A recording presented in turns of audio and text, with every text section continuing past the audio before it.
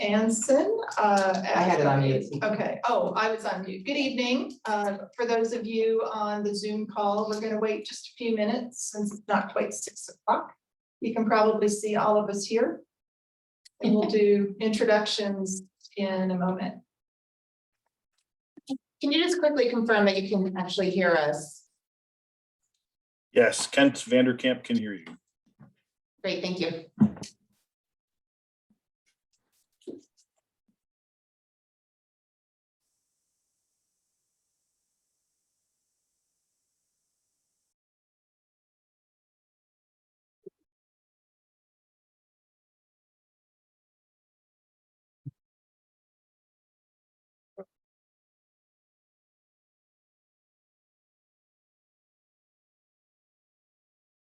I get that in. Kind of work retention juvenile, I mean, they're pretty thorough.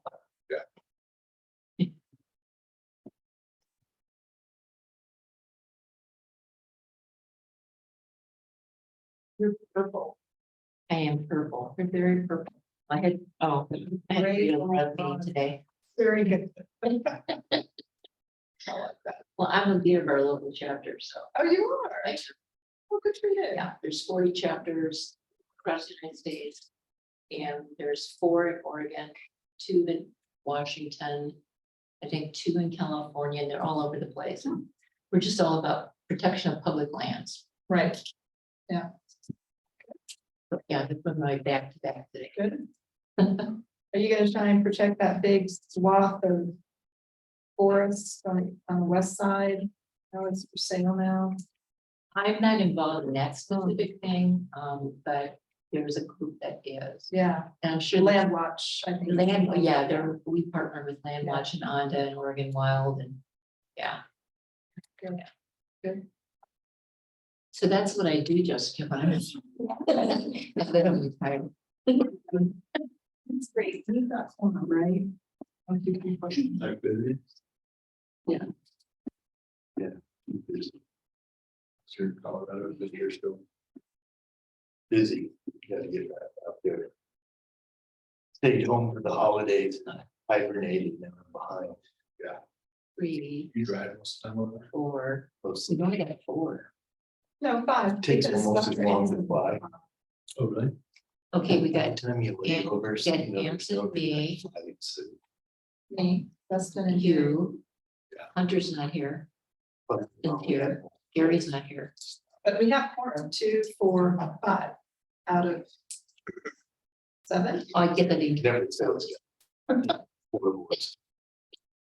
So I think we will get started. Perhaps a few more people will. There's On you. Here's- I'm late. Oh, you're just right in time. We're just about to start.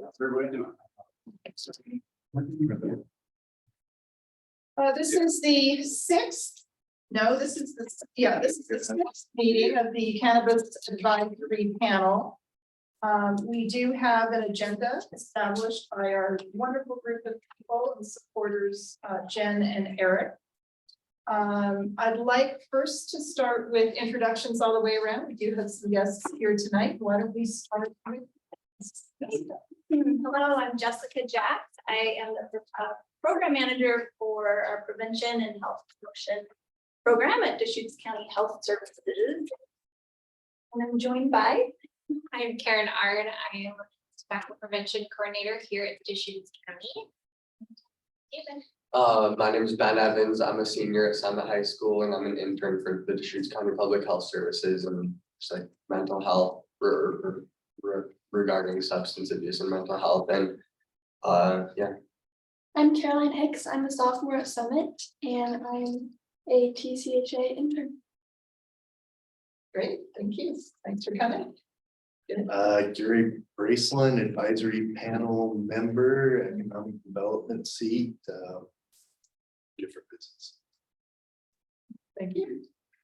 Hunter. I'm Hunter Neubauer, co-founder of Orgrown, part of the panel.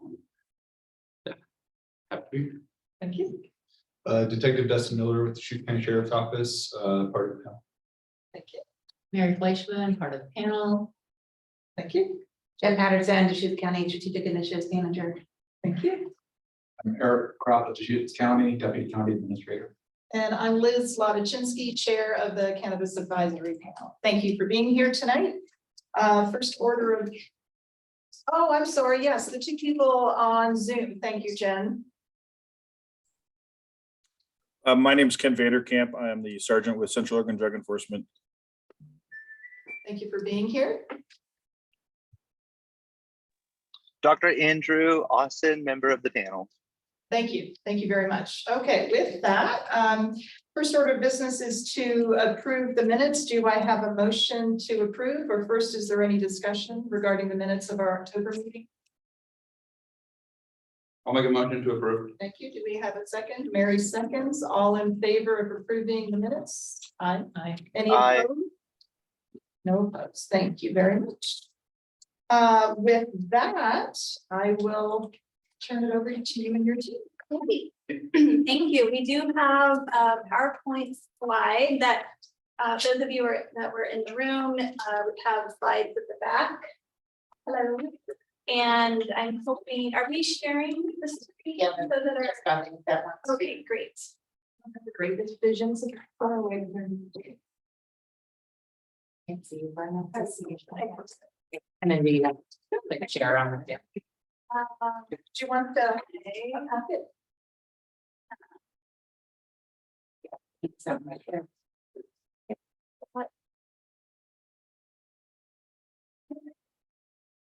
You want me to be closer? Yes, Navigate you. thank you. I think it's the one on the right. Yes, Excellent. this The green this one. one. Yeah. And Oh, and then share. Down here. Got it. The green. Okay. Thanks, everyone. It's good. Come on now, come back to me. Uh. And there we go. Ah, The mouse is not as receptive. Right here. Okay, so hopefully everyone can see the screen. We just did a quick check with the group online. Can you see the PowerPoint? Yes. Great. Okay, so we will.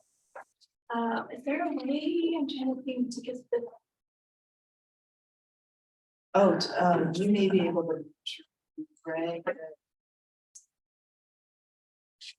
And then you can just minimize it. Oh, there, whatever you do. Thanks. Yeah, okay. Okay, great. Thanks. So really happy to be here, to be invited to talk about cannabis use. We are going to toggle between each of us presenting different slides. We will also be using the word cannabis and marijuana interchangeably, as some of the data that we'll be sharing is written that way. And we're aware that our youth are more commonly using the term marijuana than cannabis. So we will toggle between the two in our presentation. If you do have questions, I think we're open to doing that as we go. We don't have to wait until the end. So please feel free, if we can expand on something, it would be great. All right.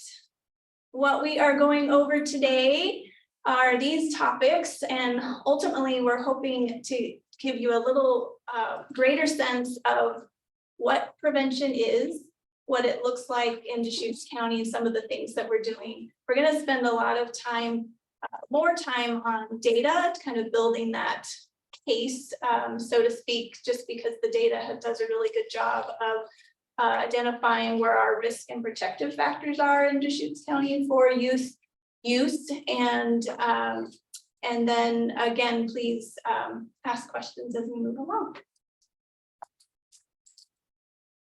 So first of all, who are we?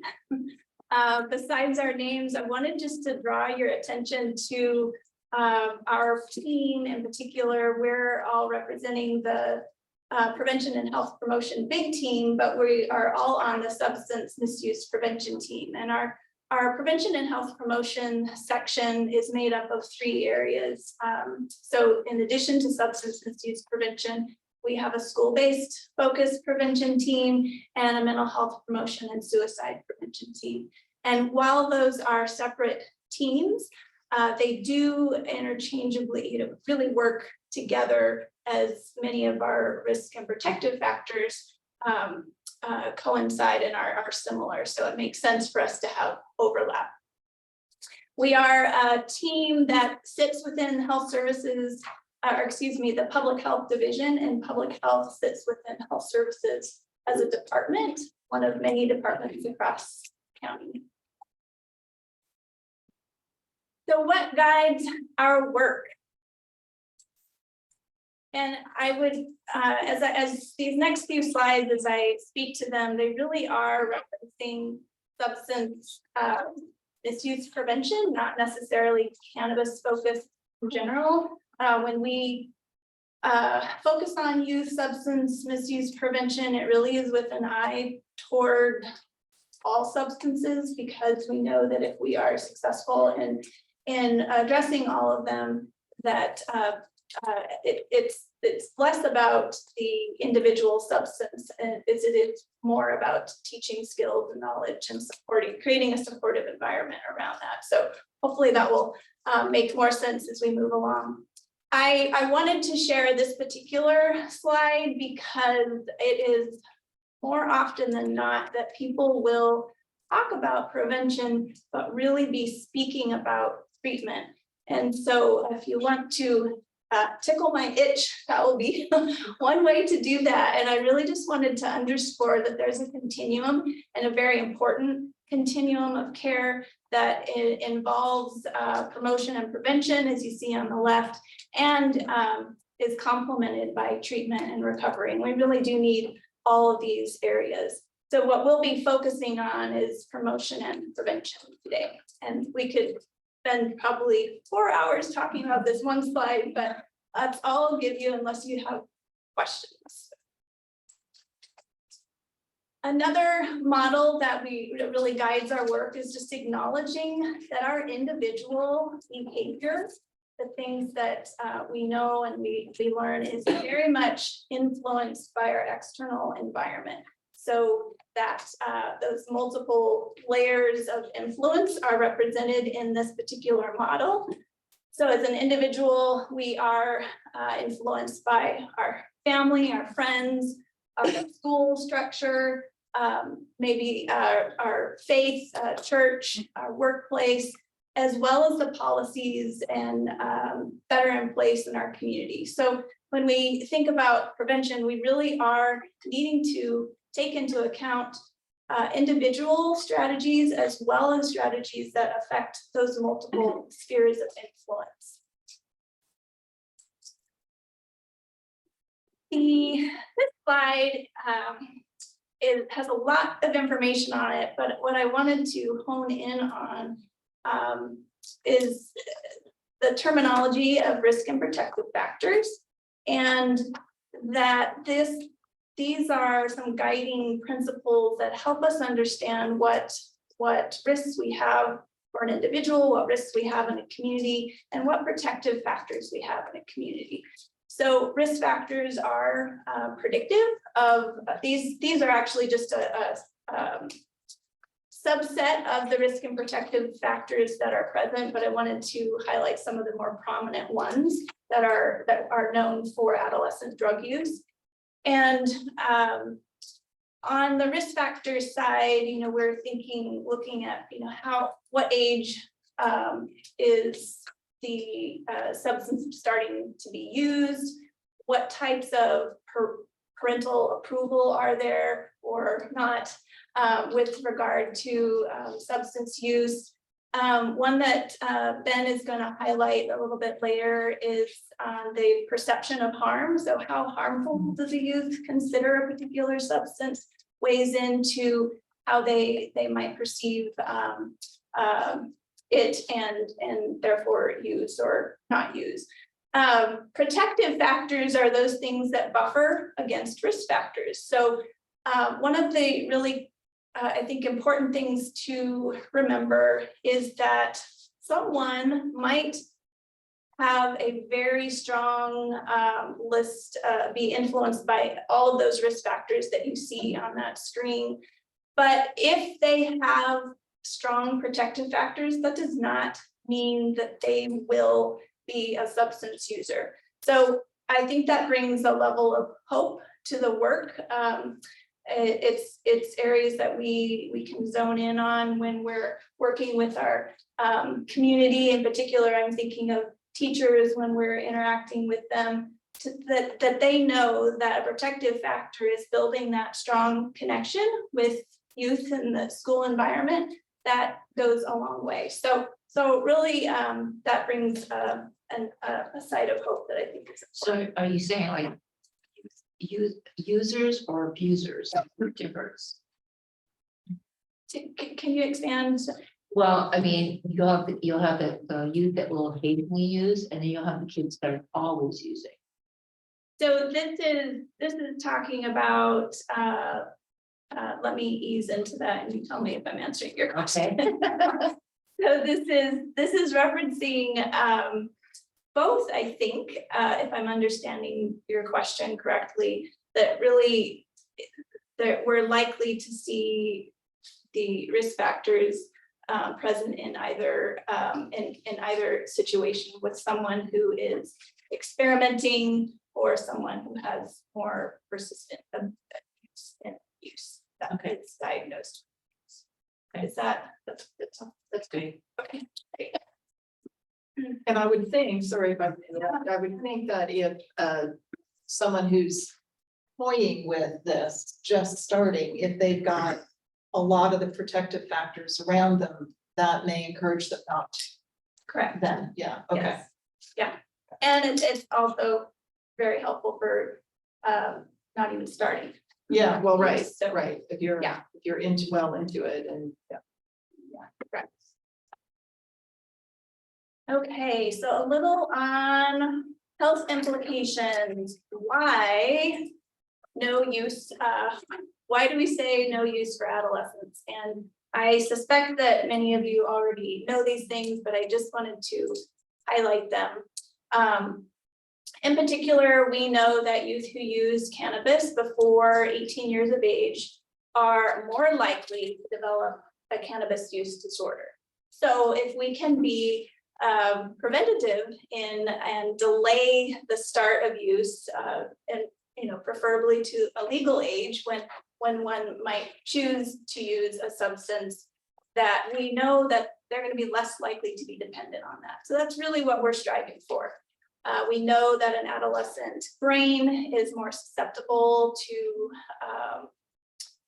addiction because it's developing. And so if we are introducing a substance, cannabis, any substance, I would even throw in social media and video games into that mix. Anything that is priming the brain for an addiction type behavior is going to be problematic in the adolescent time frame. So I want to delay that. We also know that frequent use is associated with lower high school completion and college graduation, lower income at age 25, and less relationship and life satisfaction. We've also seen in all ages, but in particular with youth, connection with cannabis use and rates of depression and suicide. And then as noted in your last meeting that I caught a bit of, I just wanted to highlight some known information that it is associated with worsening outcomes of psychotic disorder. And so that is certainly something we'd like to prevent. Lastly, legal age is 21. And if we can keep youth out of the juvenile justice system, as great of a job as those folks do, we do know that getting involved in the system is not helpful for their longevity of their life in terms of it can create complications. So really, if we can delay that use, it's best. And these smiling faces are a reminder. We want to keep on that trajectory and and included our citations there. So we're now going to do a hard jump into lots of data and again, trying to hone in on kind of what's happening here, what are our risk and protective factors. I do have some caveats here about the data, just want us to be cautious about how we use it, and I'll continue. I'm sorry, before you continue, can you go back to your citations real quick? Sure, maybe, hang on, to figure No. out previous, there we go. Previous. Okay, Perfect, thank you. got it? I do. Okay, super. Okay, so. X out of that middle bar up there. Can I? Yeah, just hit the X on the right. Perfect. There you go. Thank you. Okay, so I'm gonna hand this over to Caroline. All right, so as we look at the map, it will show that Oregon, along with the other states in red, have a higher past month use rate compared to states in the blue or light red for youth ages 12 to 17. Using the same national data source, we know that use among this age group in Oregon has increased 19% between 2009 and 2019, while there's no national increase. So I think from a youth perspective, this data stood out to me because just around my school and my peers, I have not noticed an increase, because I think that this has been like a normal thing, just drug use around at least my school. So this just seems to be normal and not any increase. But then when you look at the national map, there's definitely data showing that this is an increase, and definitely something to take note of, that this just seems to be normalized throughout my community. Do you think there's any commonalities between the states that have the high use? Maybe it's out of the realm of what you can answer, but. I've not put that much thought into it about that question. It's a great question, and I actually believe there is some commonality in legalization, but then there's some nuances, so I don't feel like I can get super precise on that, but it's a great question. Well, because it's just interesting which states. Yeah, yeah. And the fact that California isn't in a red, Isn't in red, yeah, considering they've been, a Right. long time. I mean, weren't they commiserate with Oregon and Washington legalized? Yeah, same with Michigan, Illinois. Yeah. Oh, now you're testing my. Yeah, your outliers on that theory would be like Michigan, Oklahoma. Illinois. Yeah. These increments aren't the same size, which is, I mean, you know, the red runs from 8.5 to 12.5%. 4, and some of these other ones are like less than 1%. Yeah. Increments. Yeah. To another like map that would be helpful to kind of analyze this for the legalization, as well as like could explain a little bit of California, is dollars spent towards prevention as well, that's not allocated. And speaking from a Californian over here, you know, just historically, there's more money that typically goes to prevention in California, so that could explain some of this as well. Good question. Have you compared it to any of the 20 and 21 data? We attempted to find the same data set with more current data, and we were not able to do that. So no to your question, but that's why we're presenting next some of our most current data. Unfortunately, our data gets a little delayed. And this data would have been, I suppose I could, oh, well, that's not in the citations, but this data was collected by queries to students, to you. This particular data set is from the National Survey on Drug Use. 12 to 17. Yeah, and NSDA, I'm blanking on the H acronym, but and I am also thinking that I don't know this particular survey. I can answer that question for you. So that survey is conducted with people that are over than the age of 12. They're all in civilian, non-institutionalized residential areas.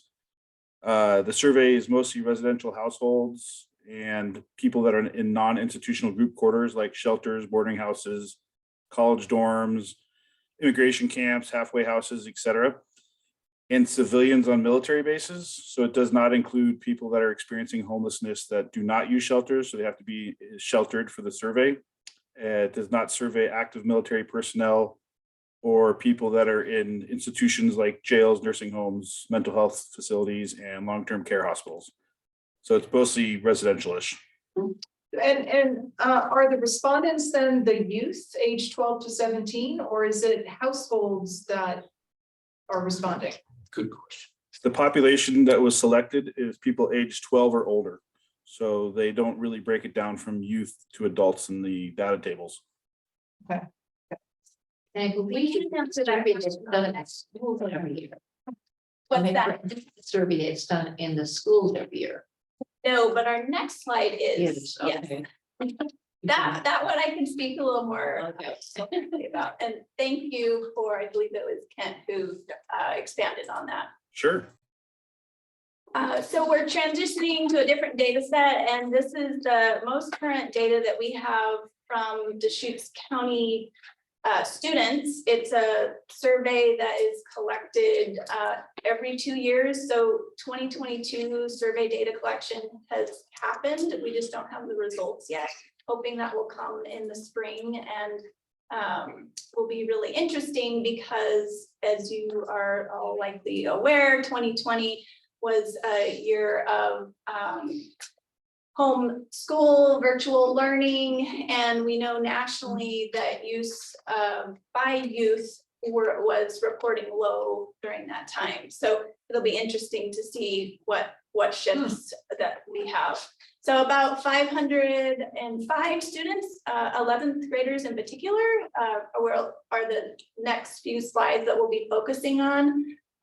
So in Deschutes County, we have just over 2,000 11th graders, just to give you perspective on, that's about a 24% participation rate. So on this slide, we're seeing cannabis use for Deschutes County 11th graders. The question comes across, it's called 30-day use because they're asking students to report how much have you used the substance in the past 30 days, or have you used a substance in the past 30 days? So we're going to compare that now to Oregon. So the blue bar is Deschutes County. Oregon is in orange, and you can see that rate is higher. And that tends to be true for Deschutes County. Unfortunately, we tend to have a higher rate than the state. And I wanted to just also underscore in this next slide that is true of all of our substances, not just cannabis. Alcohol tends to always be the highest, although this is probably the first year that I've seen it closer to cannabis than any of the other years. Do you have any guess as to why Deschutes County is higher than the state of Oregon? So when you think back to our risk and protective factors, I try to hone in on that. I know, we can consider, are there clear standards in our community about use? How normal is it? What type of advertising do young people see? How present is alcohol and marijuana, as you see at all of our events or signage to some degree? So we in particular create a normative environment that I think we could improve upon. But I also think that it's not just about our community, it's about what happens at home? Are there clear rules being discussed? I think what I have experienced in my own life, having a teenager, as well as connecting with parents through work, that's a really hard conversation to have, and it's not so natural. So what can we do to improve the confidence that parents have to have that type of conversation and have it early so it's age appropriate? And then I would also say, just from some of the work that we're doing in our school system, that ensuring that curriculum is evidence-based is on a mission for that. Like to make sure that anything that is taught is follows the law, but is also proven to make an impact. And from my experience, don't always see that occurring. So In the school. correct. And I'm just Jessica, because I'm real familiar with this. Yeah. But because when you say a survey, a lot of people go, oh, the kids could cheat on the survey. Right. This particular survey, the way those questions, it comes round and round and round, is Yeah. very adequate. Yeah, and so that 505 number that I gave you were validated student responses. So there are, the survey developers do take responses out that seemingly just guessing or random selection. And these types of questions we have asked over a period of time, so we have some reliability in their how they're presented. And we actually find that students tend to report more honestly than adults do. Just put that out there. The 2020 data set that we have, it comes from the Oregon Student Health Survey. It is the first time this particular survey was given. However, that's a whole long story. That used to be the Oregon Student Wellness Survey, and then it was, or prior to that, it was the Oregon Healthy Teen Survey, and now we have the Oregon Student Health Survey. So we're eager to see some longevity with this particular survey, but it's was delivered by the same folks up at Oregon Health Authority. It's a voluntary survey, so no one's forced to do it. If that box is really interesting too, that vaping cannabis has increased 3 times in 2 years. Yes. And I think that could be ease of use. It doesn't smell, it's easier to hide. Parents don't know. Yeah. Exactly. Okay. Hunter, yeah. When you guys are doing studies like this, I think it's great that you have different categories. Are you doing other like hard drugs as well, or? So what's missing on this slide, and I think we have it coming up later, is illicit drugs. So illicit drugs are asked, and it's usually the rates are usually lower than prescription drugs. And did you? Oh, I was gonna say, it is more broken out than just illicit drugs, like they Yeah. asked about heroin, LSD, hallucinogens and methamphetamine. So but yeah, So I have a question. You said something about 2020 was the first time usage had gone down according to the report or something. No, nationally, I think, if I'm catching what you were referring I to. was just wondering if that was maybe, if that was what you said. Yeah. That they were home with their parents, or there was Yeah. just less reporting. Exactly.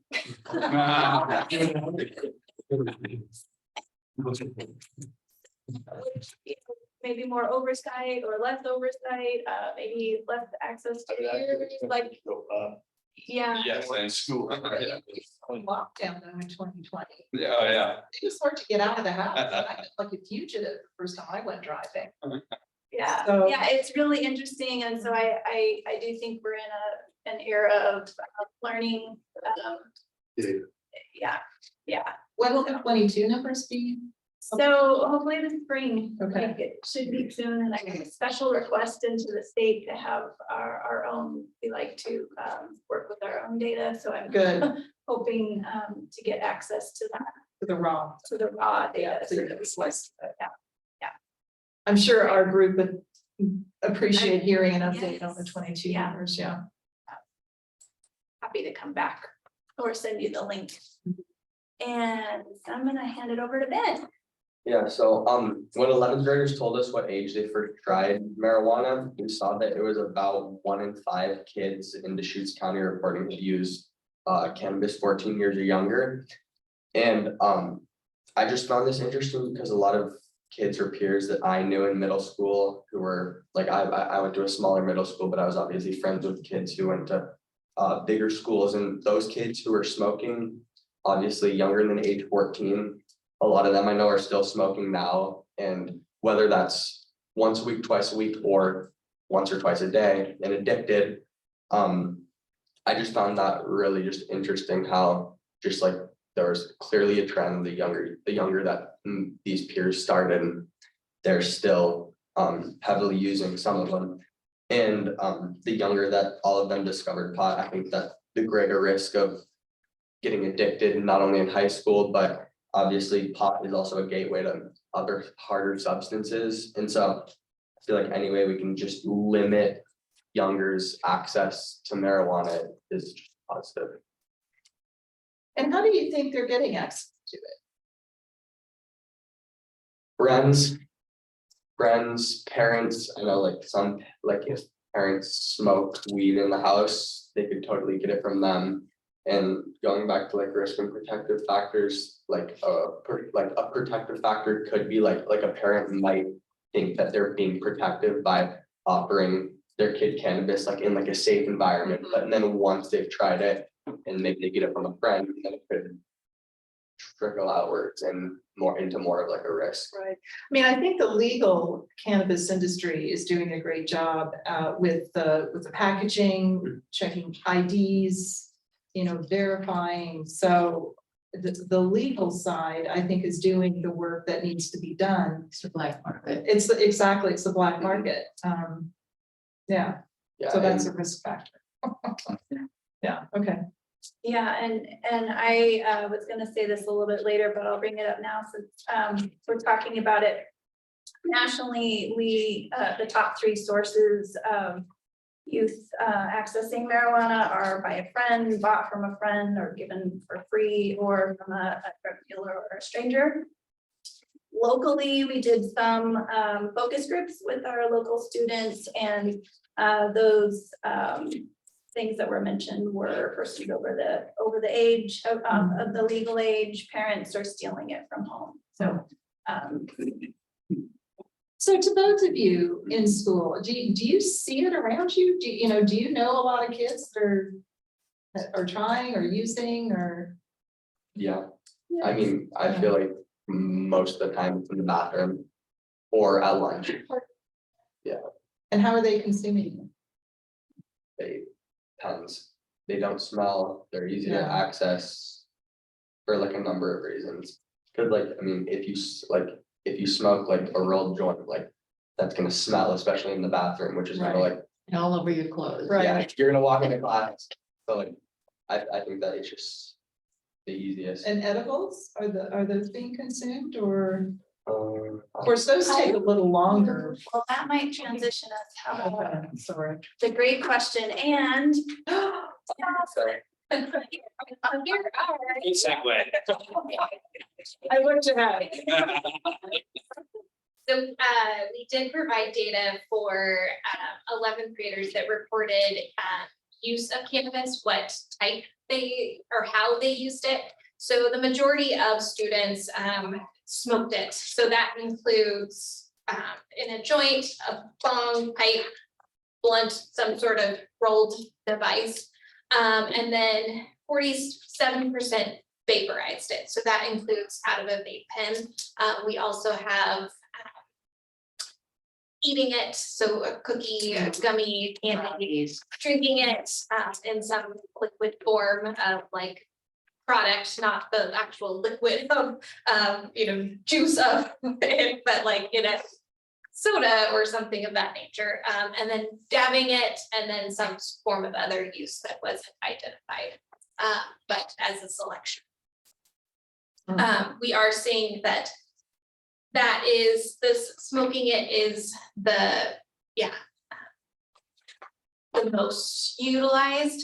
I think, some of the things coming from a tobacco standpoint, in my work, is we are seeing kind of that increase in vaping as well, and just kind of not also knowing what is being vaped. So, a lot of it we're hearing is more nicotine related products, but we are hearing that vaping THC is becoming more popular. And smoking's happening outside schools, it's not happening in school.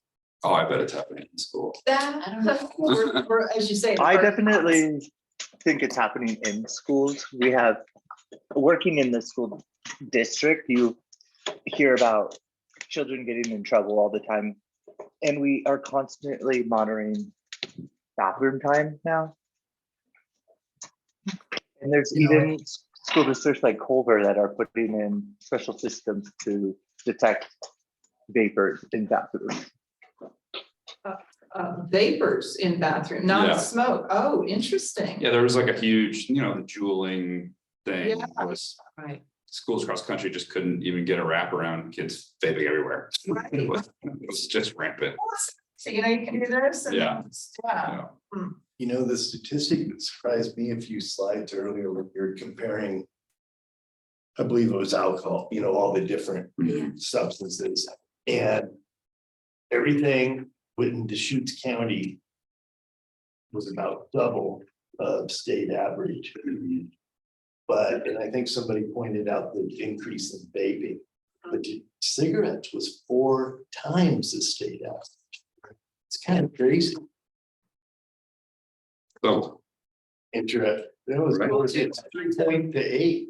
Yeah, to 8. It's a less of a share, but the disparity is higher. It was on a previous. Yeah. oh, yeah. Oh, yeah. That's double. Yeah. That's double. Yeah. That's Yeah. double. that rate has been relatively consistent with our Kids smoke in, conventional cigarettes. And we've seen probably like about a 2% decrease every time this survey comes out, which is every couple of years For cigarettes specifically. for cigarettes specifically. And you know, with like vaping. Good. Would have changed. it should have plateaued, or it should have down, but it did not in this survey. This is, again, trend data that's a little bit hard to compare because there's so many different surveys. But what we are seeing with conventional cigarette use is those youth that are vaping are 4 times more likely to start using conventional cigarettes. So that could be, part of Interesting. why we're seeing that increase in data. And all this data is from the 2000 kids, right? 20. Yeah, but 2000 kids took, or 500 of 2000 of the 2000. Well, There are Different. 2,011th graders, 505 to survey. Cool. Is that- Got it. I think there may be some different, just a little nuanced in the questions asked. So like there may have been 570 surveys that when you ask the alcohol question, that was, Oh. they didn't toss out some that either didn't answer the question, Got it. didn't finish. So it's a little bit different, but comparative across. Cool. Thanks. So I wasn't familiar with how dabbing works, and I watched this YouTube video, and oh gosh, I don't know if you have to heat the thing and do something, oh my gosh, anyway. So. I love when you watch the YouTube. I know. I need to do some research. Real due diligence. Yeah. Build your motor. That would kind of speak to. Yeah, so based on all this data, I kind of wanted to focus on the middle outlier. So this is the perceived risk of harm of using marijuana at least once or twice a week. And 11th grade students out of this survey, 33% thought smoking once or twice a week was a risk of harm, meaning 67% or about 2 out of every 3 kids did not think it was a risk. And something that just came to my mind was like the messaging that we've heard from our parents, from society about different substances. Like, for example, like I feel like everyone's heard like don't drink and drive, don't drink and drive. Like after you drink, just like don't drive. And I feel like that message has been heard loud and clear, but I don't think that the message don't smoke and drive has been heard loud and clear. And I think that that's been missed. And like I've even heard kids say, like weed doesn't impair like driving skills, and like I think it's just been completely missed. And I think that this shows on. This is a really interesting data set. I find it kind of surprising that it would be interesting to see if cocaine, ecstasy, LSD, shrooms, heroin, and meth were broken out individually. And that would be, and when you're talking to your friends in school, when you're thinking about a perceived risk of harm, what harm are you thinking about? Driving, crashing. Right. Car, Is it mainly driving, or is it health? Is it- Smoking a pack of cigarettes a day, shoveling, God, that's like playing Russian roulette, right? So I mean, right, that's just a different danger than a car crash. Right. Which seems they would think lower because it's longer term and. Yeah, or heroin, meth, Right. cocaine. I mean, fentanyl, I'm sure is probably, I mean, to me, as a younger parent, my kids aren't in high school yet, but that scares the heck out of me. More than anything on this whole list. And I think if you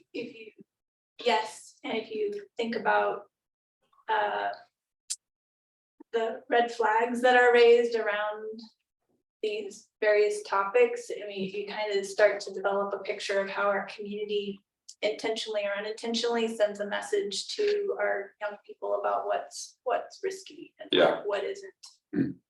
So to Well, answer your question too about how it's asked is the question under the perceived risk of harm simply says, how much do you think people risk harming themselves when or if they, and the question about the drugs is simply use illicit drugs, and it then lumps them all into one category, but it's just one question that's asked in the survey. Thank you. I think it's interesting too that the medications, this is 2020 before fentanyl really took off. I mean, it was starting to take off. It didn't take off like it has in the last 2 years where it's killing people every day. Yeah. But yet the perception of most kids back then were prescription drugs or something that my grandparents take, my parents take, there's not as much danger. Yeah. But yet it's perceived as being dangerous here a lot more than marijuana. And is that a marketing? Is it marketing? Is it education? Is it like he said, talking about smoking and driving as opposed to drinking and driving, and the medications and driving, right? Is it the way that it's marketed to these children and it's acceptable to smoke at a young age or not? You know, that how is that the outcome of that data? Solid. Well, and use RX drugs not prescribed to them. So, yeah. Or that language. Yeah, versus, I mean, I'm sure they wouldn't think prescription drugs are dangerous in and of themselves if they were prescribed to themselves. They can be. Well, yeah. They gave me Adderall, it didn't work out real well. Yeah. Well, keep in mind too that the fentanyl, The the reason fentanyl we had the problem- opioid epidemic over the last 10 years is because many people started with. Right. Yeah. Prescription drugs and they prescribed it. True. And that's, and fentanyl hasn't been, a real focus for more than a couple of years. I mean, the opioid epidemic is Huge. And I think Yeah. to that point too, to Dustin's point, it's been the education and the marketing on a lot of those other substances, and fentanyl being newer. I mean, here we are going down a rabbit hole, but hasn't had, besides the news coverage, hasn't had those campaigns. I mean, like, I think the state's doing that Rethink the Drink campaign right now, which I think is great. I mean, it is a beer culture, Well, I think there's a cultural shift, and in fact, your point though, it's the education. We haven't had time to maybe get the word out hard enough.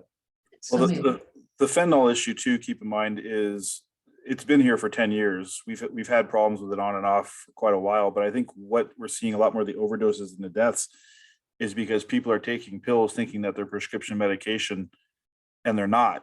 And so people don't know what they're consuming, whereas with alcohol, you know what it is, or marijuana, you know what it is.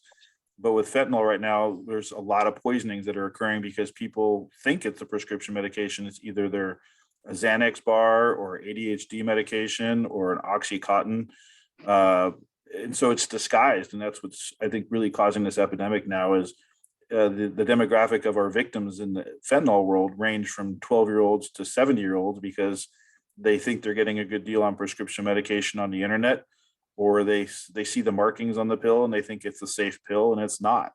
But marijuana and alcohol, we know what we're getting, or cigarettes for that matter, but we don't know the dangers of the fentanyl, which I think is a perception problem with kids, is because they think it looks like a pill and they assume it's safe and it's not. Yeah. Isn't there some fentanyl now that's mixed in marijuana in either pre-rolled or? Yes, that would be long. we've experienced it. It's happening across the country. We haven't seen it here. Yeah. On purpose? Yeah, well, I don't know. Are they like mixing cocaine with weed? No, you'll see people that are lacing their flour, lacing their pre-rolls With with fentanyl. fentanyl. Yeah, and that's across the country. We have not seen it here specifically. Okay. But I was gonna add too, is that the other thing is that young people, how their perception of what harm is kind of like, I'm invincible. I don't Yeah, have to worry about this till I'm like older. Right. You know, so I think that's the other thing of the educational component, because no, you could be gone tomorrow. yeah. I mean, this chart, I mean, it shows that they, made, to me, that looks like teenagers Are aware. have more perception of Yeah. their vulnerability than I thought they said. I agree. Perceived risk on cannabis use, I wonder if that also is a function of our state calling it recreational. Well, it used to be medical. Right, Yeah. medical. Yeah, And I know teens used it when it was medical, but when I think we as a society in Oregon introduced the term recreational, yeah. just having fun, did that spur a youth on to start using? Maybe not, but maybe that is giving them the perception. That is safe. Yeah. Good point. I've never liked Yeah, I've never all of thought. that. So Yeah. Wide rebranding of the industry, and I don't know what the right word. I would, Yeah. I would argue the same with medical though. Because people look at it and say, well, if it could be used for medical reasons. It's medicine. It's medicine. Yeah. Yeah, I think, their information's funny and studies are funny. And, there's now countries that have federally funded medical programs that look at cannabis and the safety of cannabis, and the information that's coming out is interesting. So maybe there is a higher level of education going around, because at the end of the day, when I look at some of the other things on here, it is probably the safest thing on the list when it comes to actual physical harm, because you cannot overdose on cannabis because it's in your CB1 and CB2 receptor, which is not in your brainstem, unlike some of the other things you're seeing here. So it's really interesting to me. I know that prevention is important, and I agree with it. I've got 4 kids. I'm trying to figure it out myself. And But- again, it's about what can we do to delay that use, just knowing that brain development is Yeah. occurring. We don't want that addiction pattern to anchor in that young brain. So. Yeah. I have to add one other thing. I Yeah. thought the numbers were really funny, and numbers are just a whole thing, right? So I took the 2,000 kids, and the 21% of 2,000 kids turned out to be 420 kids, which I thought was really funny. Just because that's the number for cannabis, but Gonna let you- I didn't say it. I'm sure you guys knew that, but 20% is actually lower than so to me, it almost seems like it's not as popular as it used to be for when I was in high school. Yeah, well, and again, consider the year and the context with which, and we're told that use overall is was going to be lower during that time, so it will be interesting to see what It goes up. 2022 is, yeah. And what month is this survey done? This is was done over the fall, I believe. Do you recall? It's typically administered in October-ish to November. Yeah. So the 30-day prior would be September to October or October to. Correct. Okay, so not during the summertime, they would be itself. Yeah. So this next slide, again, gets to that kind of that normative culture that we've been talking about. It's highlighting, and I always get tongue twisted when I try to say this, but we're asking the students, how wrong do you think your parents feel it would be for you to use marijuana? And then same question to friends. And so you can see that in Deschutes County we're lower. We'd really like to see those bars higher. And so those are areas where we can improve upon. We think about what we can do here. All right, ease of access, quickly seeing how hard or easy is it, and we are seeing just over half of the student responses indicating that it's easy to access compared to Oregon, which is just at 49%.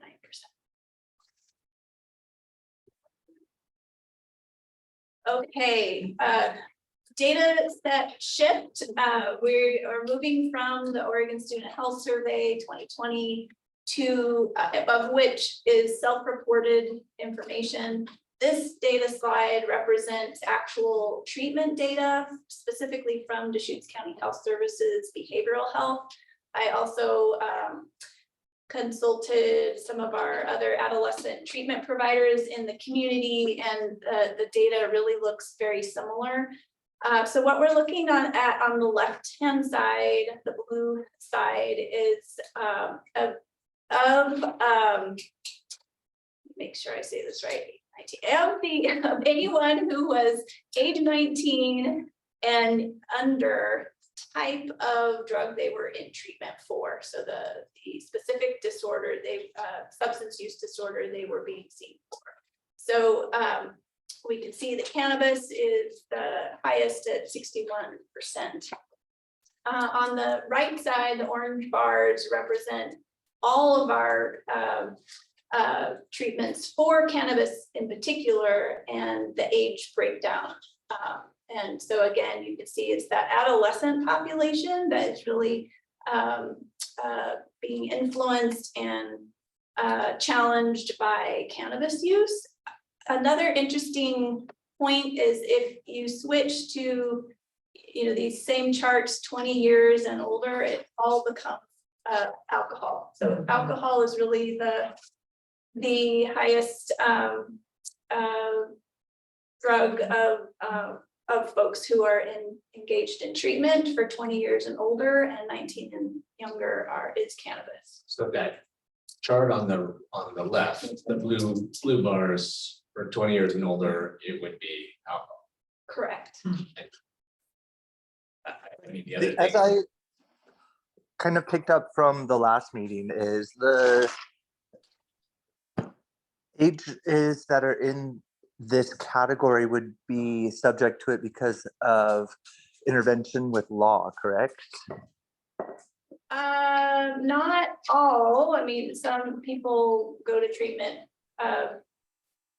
not because of law enforcement, but I don't know the percentage. It's a great question. I don't know the percentage. I think of he's that. referring to the juvenile An overwhelming last percentage. meeting. Talking about how a lot of these numbers of stats have come from Yeah. kids coming through juvenile department as opposed to being placed in juvenile, but yet been given treatment for whatever their addictions or their problems were. Yeah, and I don't know the breakdown of that. So how do people go to, what is the department that there's the numbers, the This behavioral is health? Deschutes County Behavioral Health.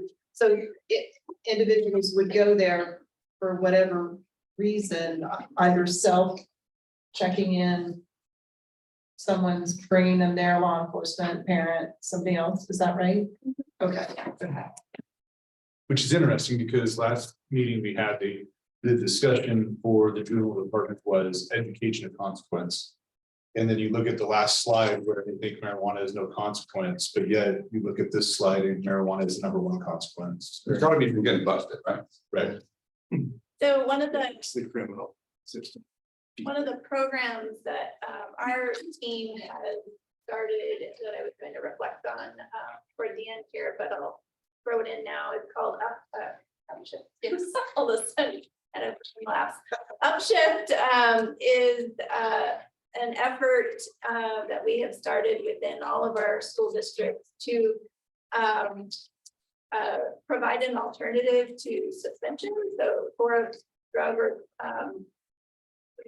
policy violation at school, so if a student shows up on campus and is either intoxicated or in possession, we have designed a system that that student will then be screened and either go to a prevention intervention, or if they screen such that they are in need of treatment, they'll get routed to treatment. So that's really exciting because we want to avoid that legal consequence if possible. Prior to that, it was just suspension, go home, likely continue your use home, not get any positive reinforcement.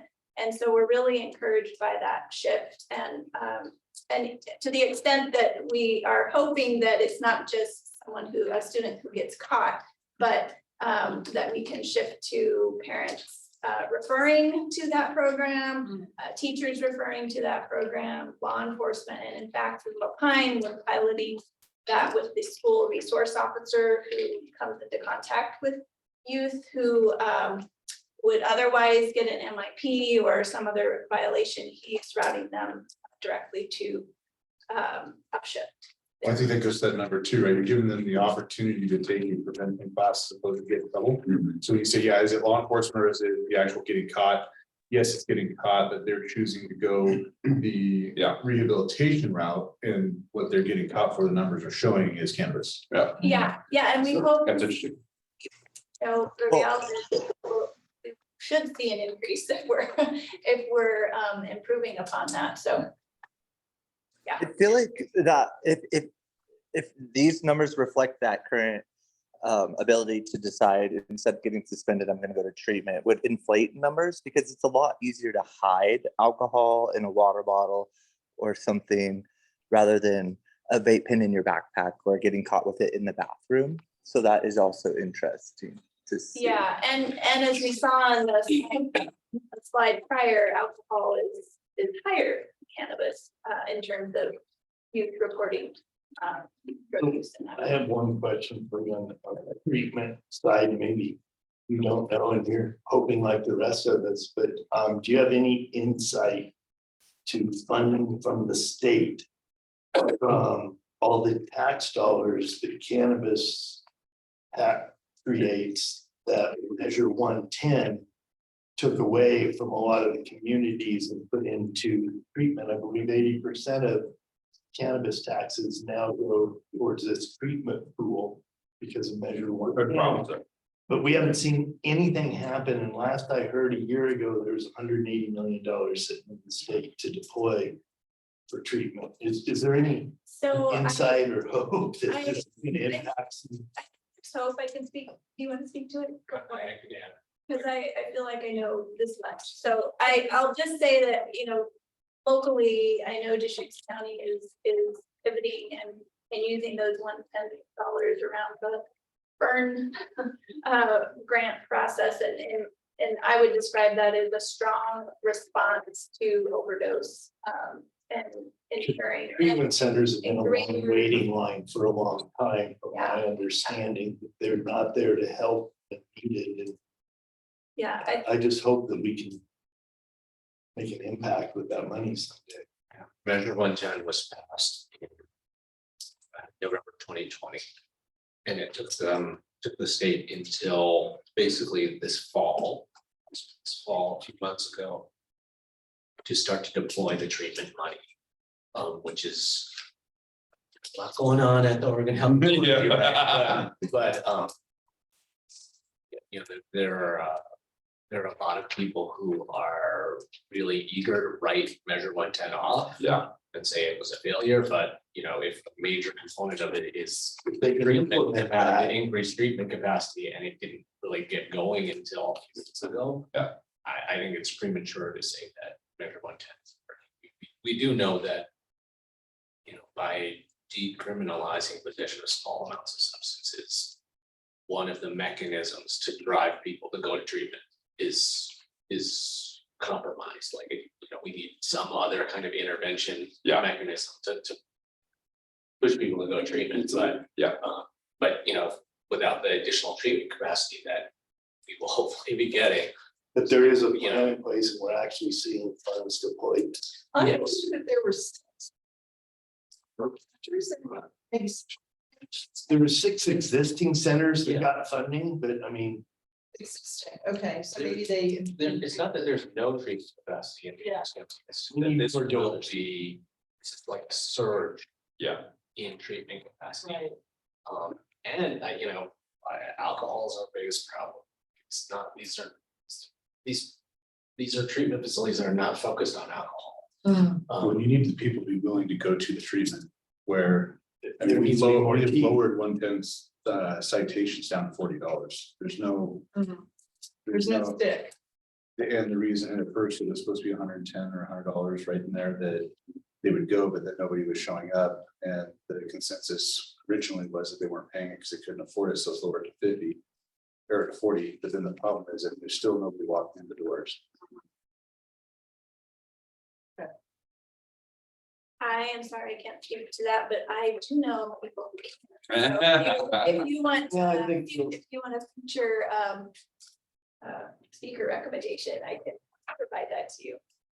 You know, one of the problems with using, you know, cannabis tax revenue for that treatment capacity is it is treatment capacity that's set up for harder drugs.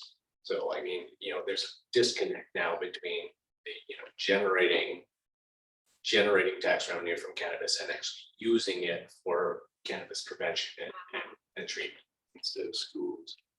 Yeah, Right. yeah, and even getting that tax revenue from cannabis. Taxes has been difficult, so it's. I mean, that's part of the reason we're all here as part of this cannabis advisory panel. You use what's left. The cannabis tax revenue towards cannabis related purposes. Yeah. So this next slide is a different data set, and I'm feeling was feeling caution about sharing it, and received great caution from our epidemiologist about all the caveats I needed to explain around it, but I thought it was interesting and I wanted to share it with you, and I am trusting that you will use the information correctly. But I want to explain that these are emergency department visits by anyone in Deschutes County who's 0 to 20 years old, who presented with substance use. So it does not mean that they arrived to the emergency department because of substance use, but rather through that visit, it was determined that, you know, these substances were on board. So an individual could have shown up, broken leg, and oh yeah, you're you know, using alcohol and so forth. And I apologize because our screen is blocked there, but so it just gives, I think, some perspective of the context that our young people are in and what's happening in the emergency department, especially with the backdrop of opioids and other drugs. So here's the big red data does not indicate cause of the emergency department visit. Alcohol has stayed the same. And is this, I mean, so you know, when you do drug tests, you know, marijuana is in your bloodstream for 30 days. And so I mean, And you're more likely to go to the doctor, smoke a little. To opiates. is this, So this is, my understanding is it's based on, that we would see a number based on 2 reasons. Someone self-report disclosed their use, or it was diagnosed during the visit. So that's why we would. Like blood results. I don't know if it's actually how they determine the result, but it's diagnosed during a visit. And I'm guessing fentanyl is falling under opiates. That is my guess as well, but I would want to ask our epidemiologist. There's not much of a spike. Yeah, At all. right. Yeah, yeah, it's interesting. Yeah, alcohol and opioids have really remained the same. And then, you know, the inverse curve of marijuana. Right. It's gone down quite a bit. Yeah, and I would, But then it it would be ticked up really quite interesting too. to see pre-2018 data, just to kind of, Yeah. you know, what's the context there? Yeah, But Yeah. yeah, so throwing that your direction. Okay, so we have just seen a lot of data, and so I'm summarizing some of the key points with this slide. Because I'm noting our time and we have curfews to meet here, I did the very last point on this slide. I wanted to emphasize that while we're talking about use of cannabis, most of our Deschutes County youth do not use. So, so that is a good thing, and that's what we are hoping to maintain. And it's funny because perception with youth is like, oh, everybody's Yes, using it. yes. Yeah. And perception unfortunately drives reality. Yeah. So wanted to jump into what we are doing. This slide really is to underscore a few things. I wanted to emphasize that prevention is in Deschutes County is using both individual strategies as well as environmental. So we talked about how an individual is influenced by lots of things. So we want to make sure not to just focus our work on the individual themselves, but to acknowledge the environment in which they live. So those environmental strategies are in yellow circles, and the individual strategies are in blue. The other thing I wanted to underscore here is how important all of these things are. We cannot just give people information.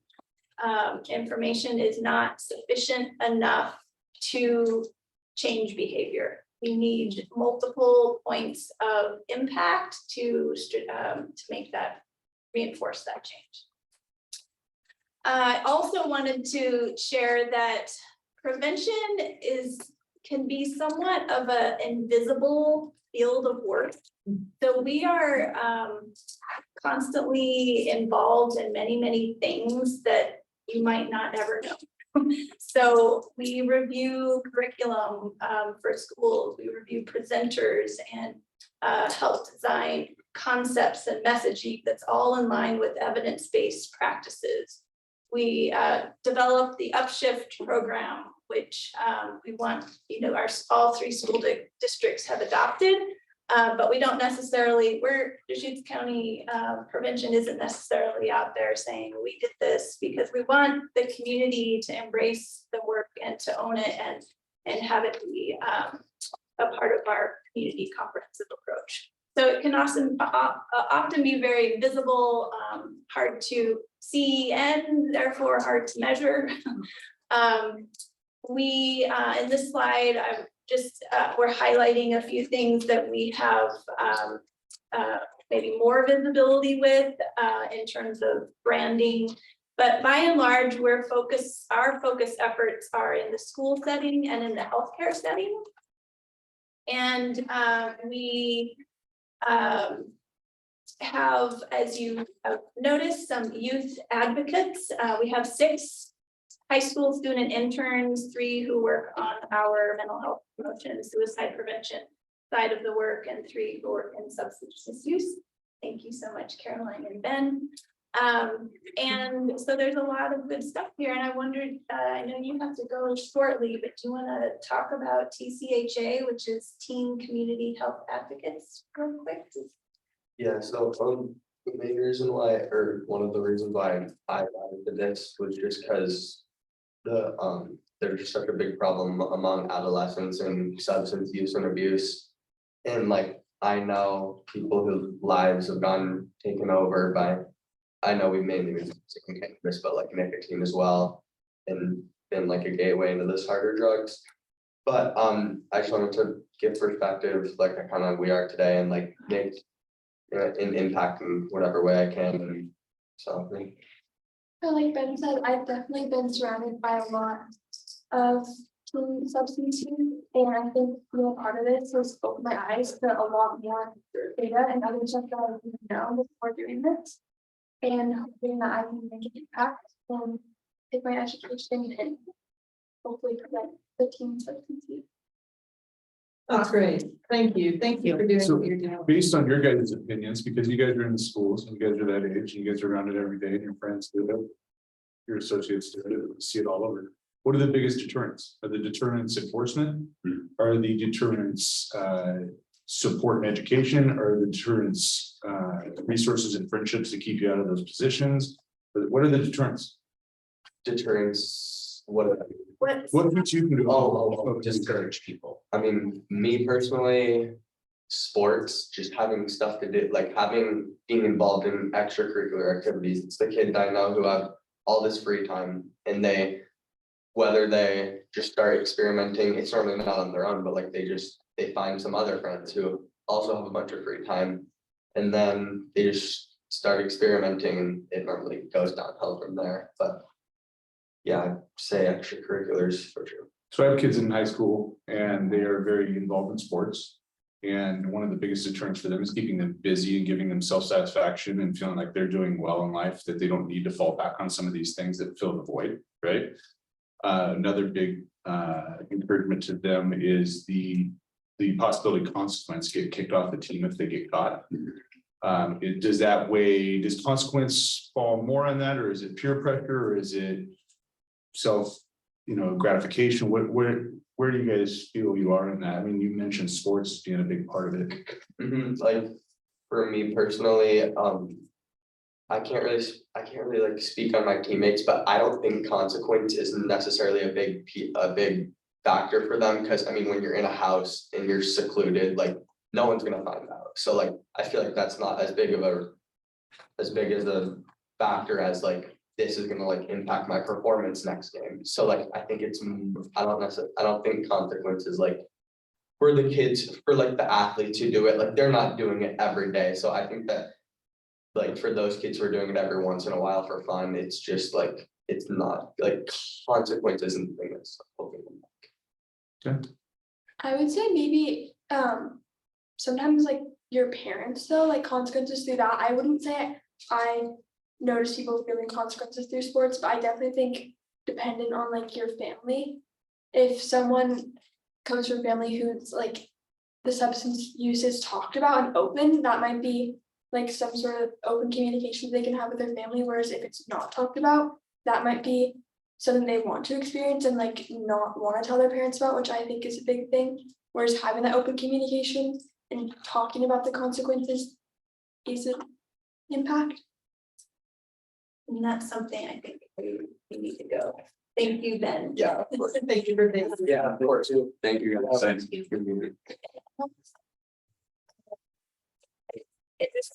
But we have found, and we know through research that parents are ironically, despite what you might feel, the #1 influence and why youth might choose not to use or not to get. I agree 100%, raise your children. Yeah, and there's a way to talk about it. So Connect Workshop is one of our tools that we have offered to the community to help improve parents learning, how do you talk to your kids, those parents who might not feel comfortable. There are ways that are better to engage youth than others, and so we talk about those types of things.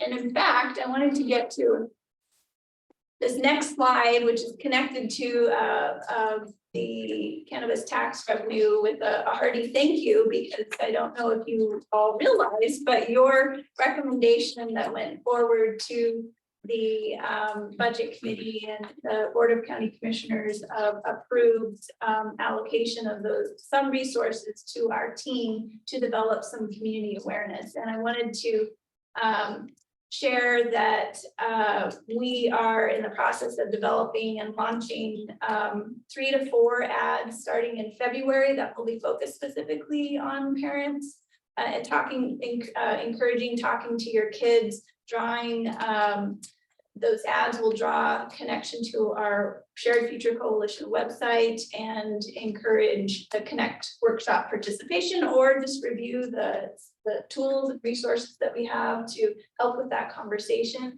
So really wanted to say thank you and bring your awareness to that. I hope you'll see some of those ads. We are doing strategic media targeting to parents. So if you're not a parent, you might not see them. But we potentially could give you an alert to, let you know when they're released and what they look like. And they're gonna be on radio, TV. Yes, Okay. social media. Yeah. And available in both English and Spanish. Yes, yes, that's one thing that we were deficient on in our prior community awareness, which was outdated. So this allowed us to improve upon that, but also it allowed us to make sure that that messaging was available in Spanish. And I wanted to share that the Oregon Department of Transportation heard what we were doing and is tacking on $10,000 in addition to focus an ad on impaired driving. So pretty excited about that. Cool. Yeah. That's awesome. Leveraging funds. Yeah,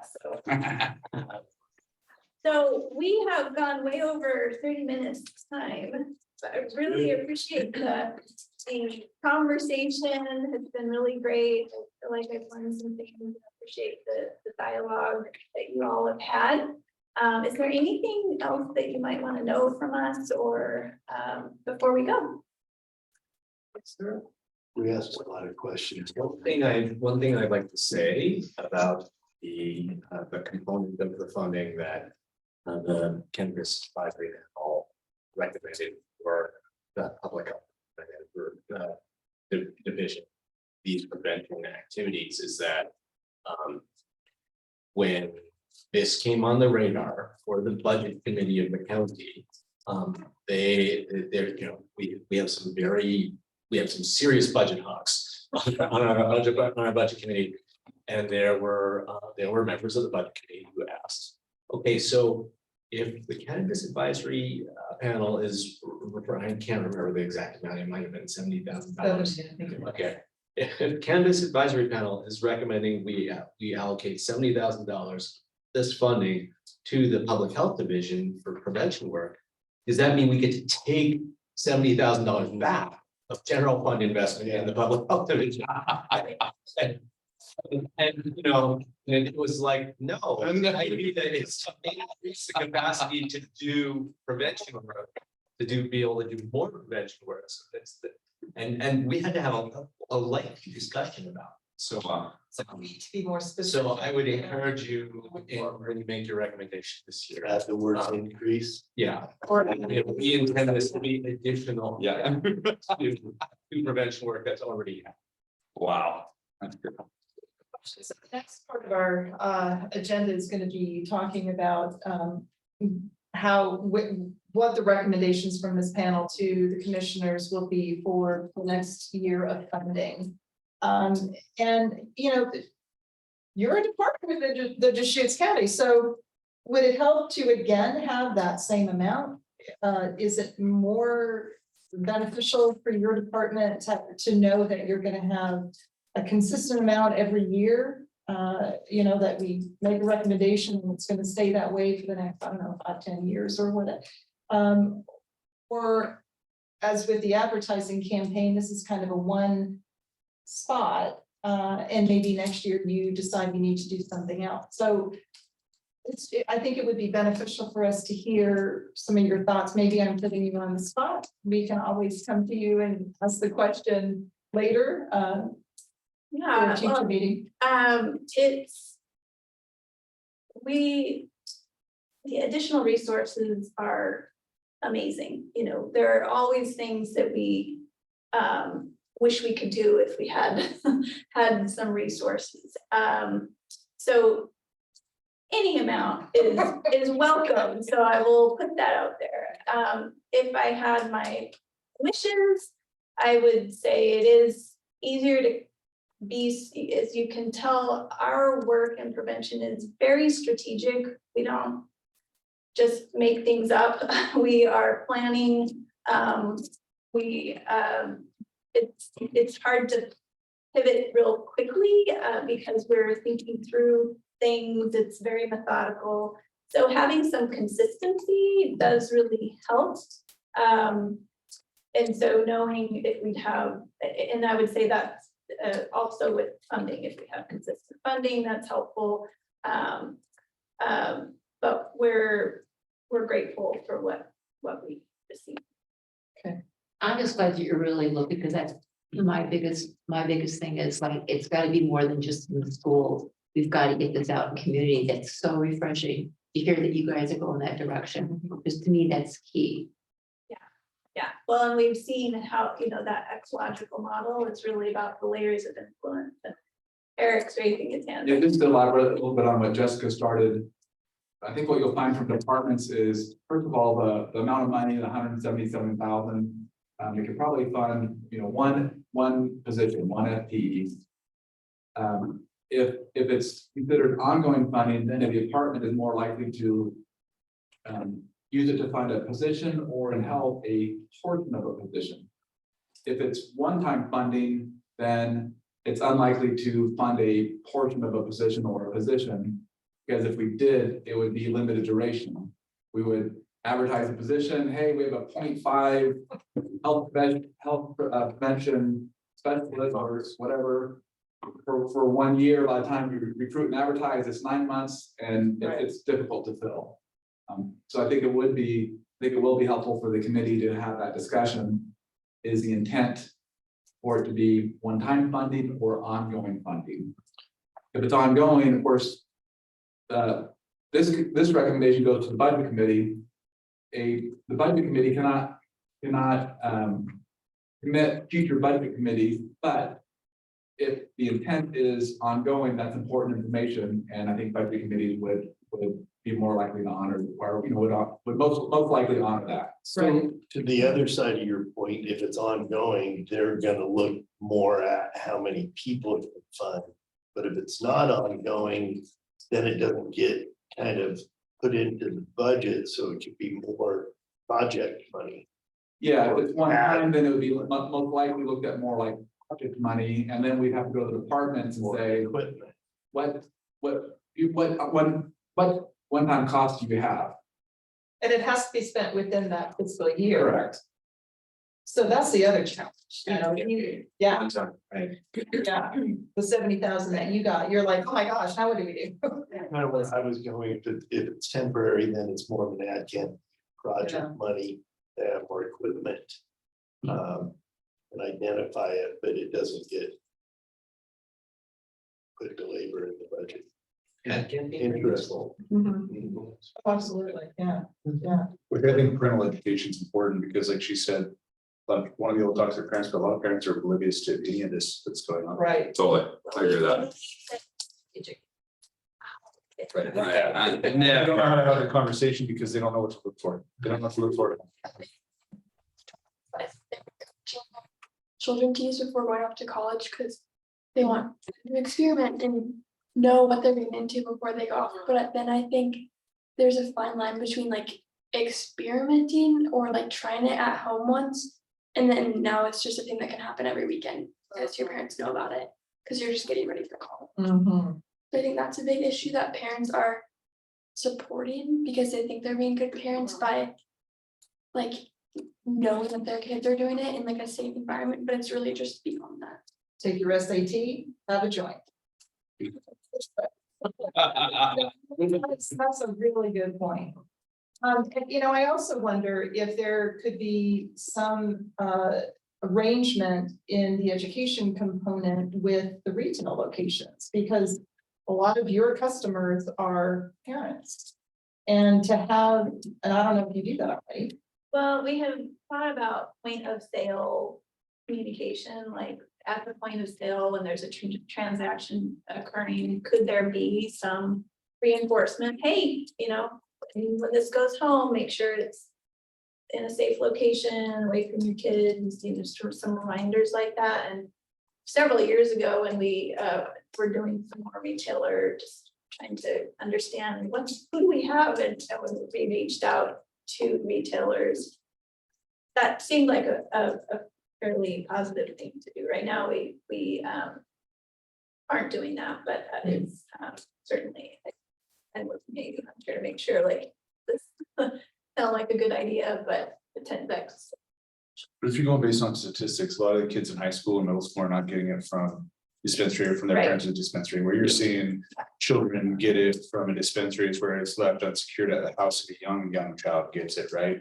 What we're seeing and what your statistics are showing, what I can say that I've seen in law enforcement is the kids that have the parents at home that are growing illegally and they're stealing it and taking it to school and selling it, or distributing it that way. And it's a lot of black market kind of marijuana is getting into these kids' hands more than the dispensaries. Yeah, there's dispensaries and a lot of vape pens and a lot of stuff like that where they're not as flooded. They're coming from maybe dispensaries, but I think your kids are probably getting it from the black market than they are getting it from the legal market. So the parents are dealers, black market dealers, the kids are just on the business. Well, but it's legal to grow 4 plants. 4 plants, Four yeah. plants. So, you know, you can have your 4 plants outside and the teenager can come in and. There's black market vape pens, and anybody doing that usually has like a pretty significant operation. Nowadays, kids can get just about whatever they want off the internet anyhow, but yeah, it's a black market that's feeding, but I think to your point and Dustin's as well.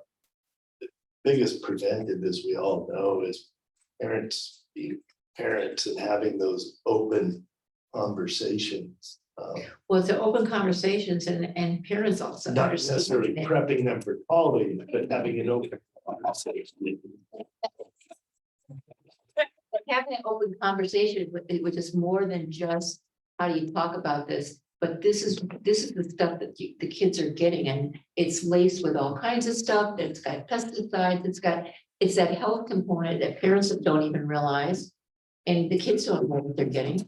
You know, I think to me that's one of the bigger educational things too. Yeah. I do also think though that sometimes like no communication and just completely restricting it also gets kids into these bad situations, because if they know they can't tell their parents that they tried something, that's going to result them in, you know, getting substances off the black market and doing every way to hide it, rather than if they said like they were going to a party and they know there's gonna be drinking and they ask their parents to provide the alcohol or something like that. I just think the biggest risk factor is not being able to talk to parents at all and having to completely hide it and knowing that you're gonna get in trouble, because then that's when you reach to other ways to get things. Yeah, prohibition and you know, harsh enforcement by the parent doesn't go near as far as a good straightforward conversation. Yeah, just an open conversation. And open is the key there. If you're gonna get shut down, that's Yeah. challenging. So trusting relationships, and the reality is that a lot of our communities use, not a lot, let me say that again. There are some communities that can't have a conversation like that with the parents. So the importance of having trusted relationships and in those environments where kids are.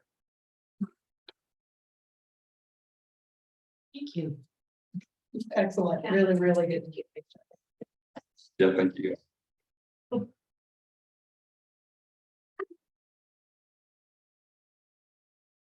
Okay, agenda, let's see, where are we? This is Mr. Crop. You are up, thank you.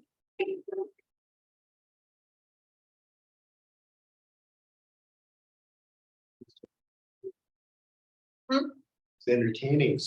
Let it run over. Back to business. One comment on the last discussion, several careers ago, I worked for the city of Phoenix, Arizona, and I worked in Parks and Rec. And at the time, I worked in a division called the At-Risk Youth Division. We had 16 centers throughout the city of Phoenix. We did tattoo removal program, we had a mobile recreation unit. And the whole idea of the At-Risk Youth Division was you get youth involved with recreation, and then you get them a good dose of education and prevention, and also have them have positive activities. At the time, we defined at-risk youth as unsupervised leisure time. In the at-risk youth division, most of the centers were in low income areas of the city, but we try to point out that really it was important to have that supervised with youth. Yeah. And positive outlets for their energy. Yeah. Yeah. All right, going on to budget. First, I wanted to talk a little bit about what was done with the money this year. You heard from health when I talked to Jessica. She said, "Oh, I can incorporate it into my presentation," and I said, "That's wonderful."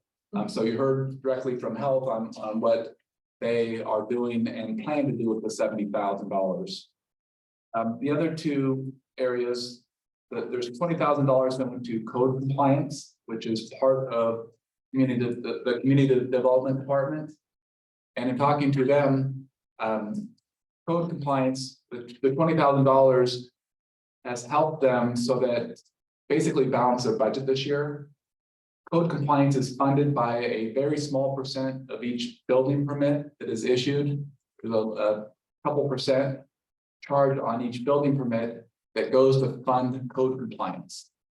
As you know, code compliance has been impacted by the mostly the black market, where they have to go out and verify and check on things.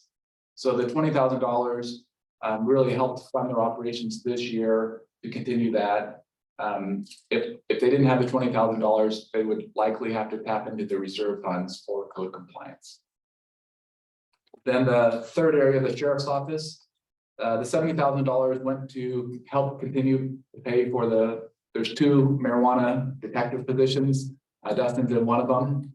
So the $70,000 went to help pay for a portion of the salary and benefits of one of those positions. Going back to the question about, well, did the money expand services or help pay for existing services? With health, you heard how it expanded services. Really with code compliance, it helped. It did not expand their services. It was mainly to continue their services. And with the sheriff's office, it was to help pay for that continued service. There's a couple different, 2 main ways of looking at that.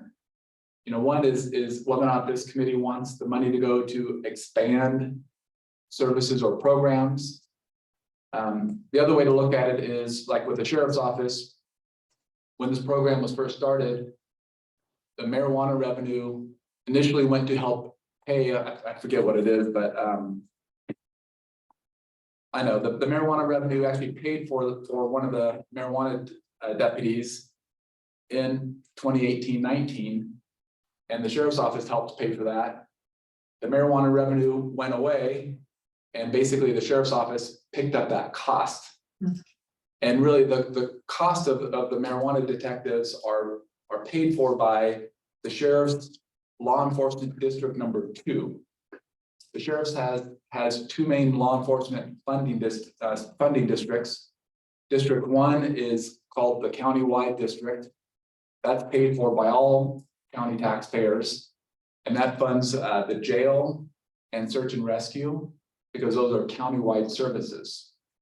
Then in addition to that, there's the local law enforcement district number 2, which is paid for by the rural taxpayers. And that funds the sheriff's office, detectives, and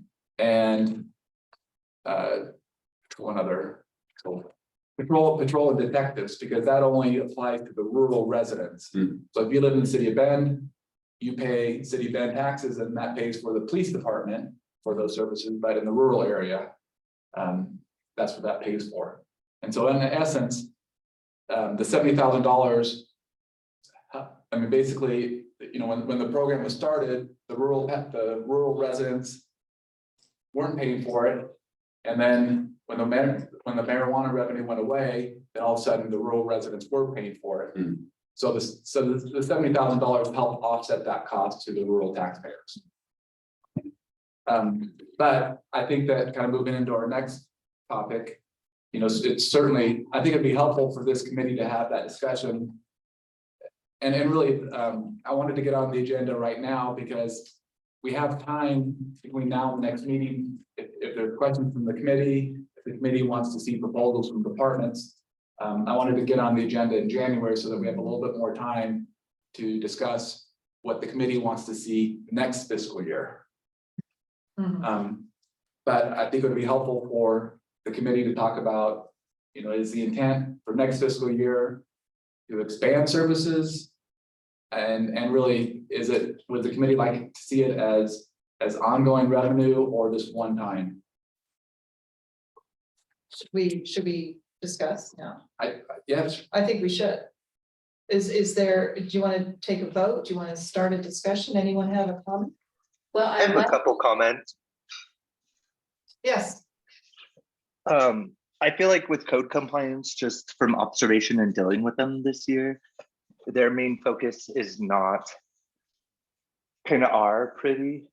I think it goes more into building and your neighbor complaining that you know, are obstructing a view rather than, you know, preventing illegal grow ops.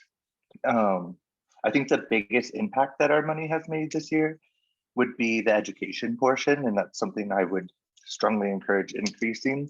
And I highly discourage promising ongoing funds with the uncertainty of how much it's going to be, you know, provided to us, and making false hopes for certain departments to add positions that they may not be able to continue with if we lose funding in the future.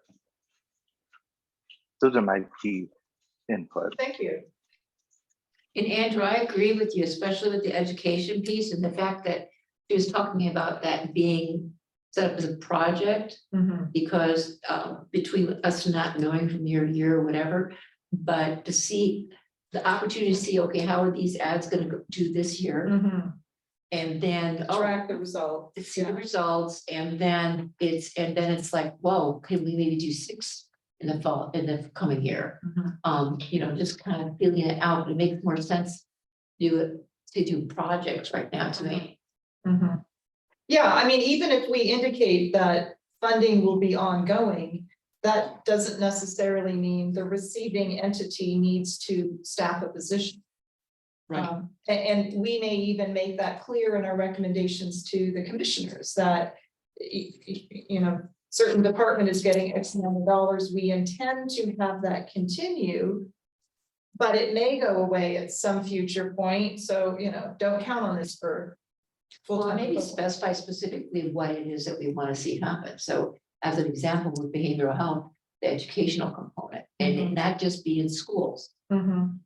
Be very specific. If we look at code, very specific of like, okay, if we give some dollars to you guys, it's got to be specific to cleanup, not what Andrew was just saying. Well, and I think when we were making our decision on the recommendations, we were kind of up against a deadline, right? So we were discussing and deciding and recommending kind of all in that one meeting. So yeah, I think it is worthwhile reaching out to some departments, maybe we say who they are, maybe it's these 3 or others, to provide some feedback on what could they do with money. yeah, I would be happy to reach it. I mean, one approach could be, I go back to these 3 departments, maybe others, and say, if you're providing one-time revenue, give us some proposed projects. Right. And give us some proposals, and then I can bring them back at the Right. next meeting And then you have something a little bit more concrete to. So we can evaluate. ask for a proposal from different Yeah. departments. Yeah, Oh, I like that. yeah,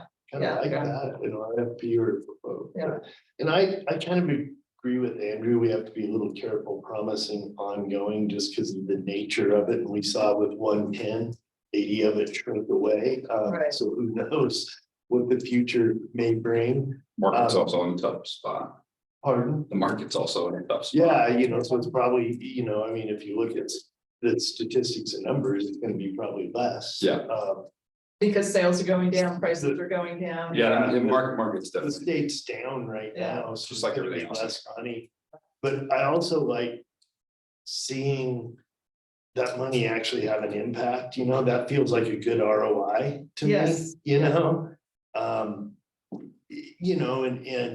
I felt we needed to put some more teeth in codes and compliance and because of the situation we had with the guy out there at the time.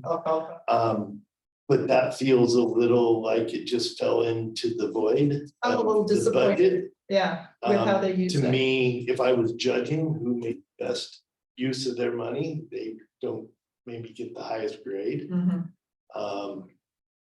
Yeah, it's interesting.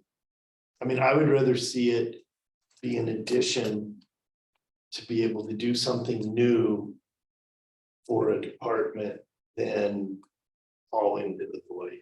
I'd like to make an impact with it. Not that you guys aren't making an impact by those people. Maybe you need more people. Hearing about the backlog, basically. You like to see this. For a while, these guys were only able to investigate most egregious, biggest, yeah, and they had a long list of other complaints and, concerns that had been filed that. yeah. And you guys that have been had- busy this year, so I think there is an Yeah. ROI we can measure and see there too. Oh, I think that's a huge part for me. I think that we've got, as you heard from, the teenagers, the thing that is feared, and as a parent, I don't have kids in high school yet, but I will pretty soon. That scares me, because I know what those people do. And it's not, I'd much rather have, real change happen there. Middle school, watch out, middle school. I know, yeah. I've got kids in this school. So far, things are going okay. That's scary. So are there other departments, and I'm looking to Commissioner Chang and Eric, other than behavioral health, are there other departments that you should reach out to? Because obviously you don't want to send an email out to all the departments. in the Yeah. county. We don't have that much money to spend, but I'll just go through, in my mind, the ones that deal with marijuana, it's the district attorney's office, the three that we mentioned here. Road solid waste, no, Fair Expo, no, There might be a nexus with community justice. yeah, community justice stuff, yeah. If you have an interest in kids, like the juvenile justice division, they're dealing with kids who have, all these risk factors. Yeah. They deal with kids that have all these risk factors. That's a very targeted way to get at that population of kids that are at high risk. so I think that would be a good Yeah, I entity. think we'd have to reach out. It'll be interesting, because I'm retired from the juvenile department, and so it'd be interesting to see what they would come up with, Yeah. because Yeah. the restrictions of when these kids get these MIP, it's a misdemeanor. And I know from my own work, it wasn't until a kid got busted 3 times, you could sit down and go, either you're really bad at this, or you got a problem. And so there's that weirdness of what the juvenile department can do. And I know in the past, we've tried to do some groups and some things like that, but it might be worth to ask them, if you've got a little chump change here, what would you do with that in regards to this issue? Well, a diversion type of program like the health department came up with the kids in school. I can't remember what they called it. So fast or something. Oh, yeah. Upshift, there we go. Right.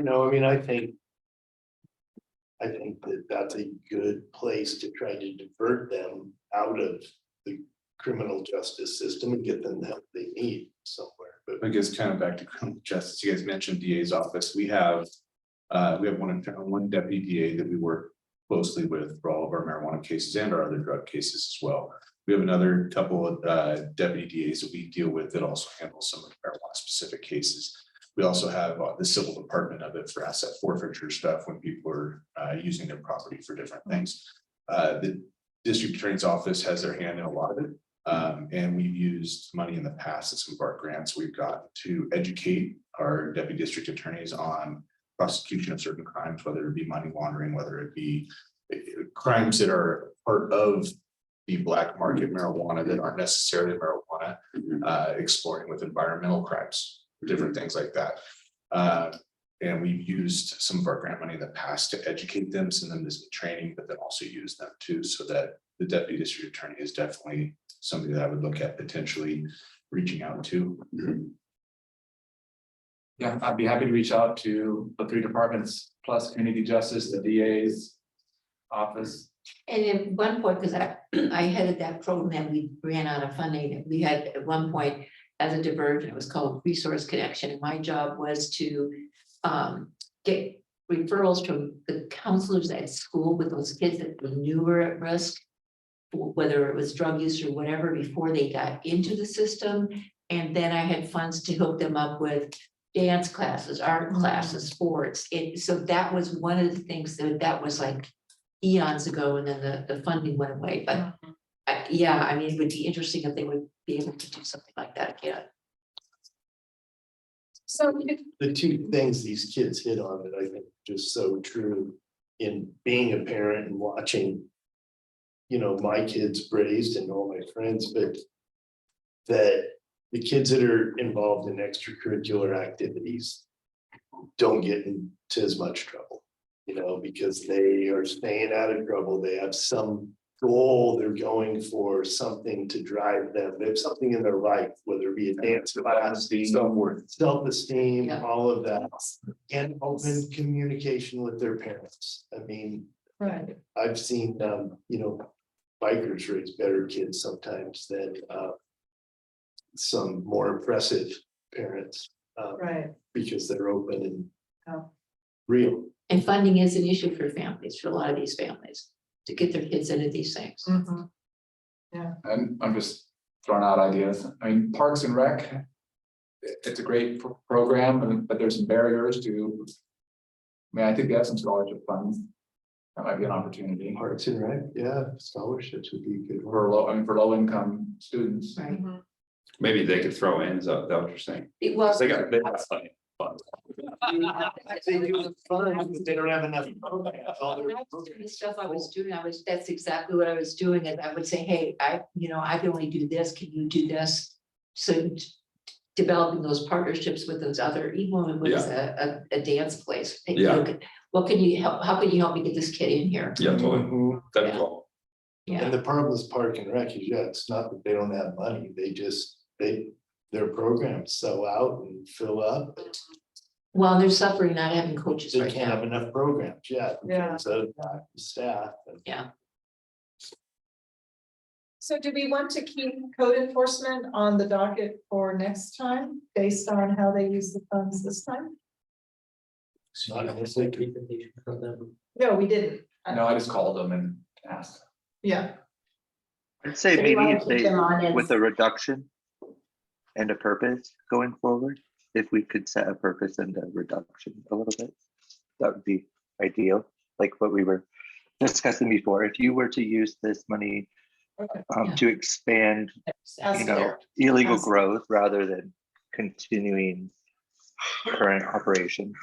I really like the idea of asking for proposals from these groups, I and like then we that. can actually look at Right, what their plan is.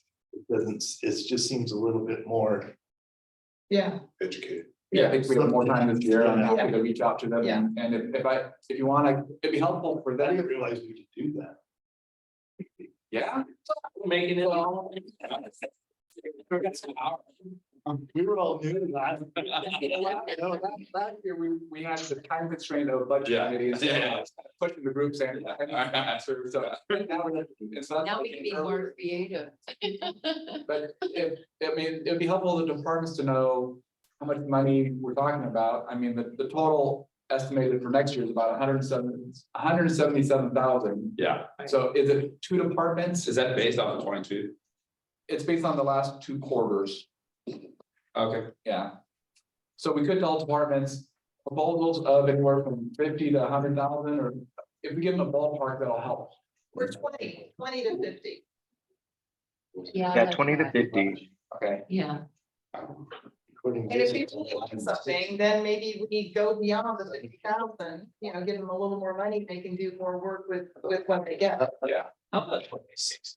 So 20 to does that number Yeah, go up? Because last they year, can plan for a certain amount. according to the numbers. Like proposed for a you're certain amount instead of one day. Be 160, Well, but you're estimating. I like this. 177 just right throw now. 10,000 more in there and they'll do it, 30% down. just get away from less. Yeah.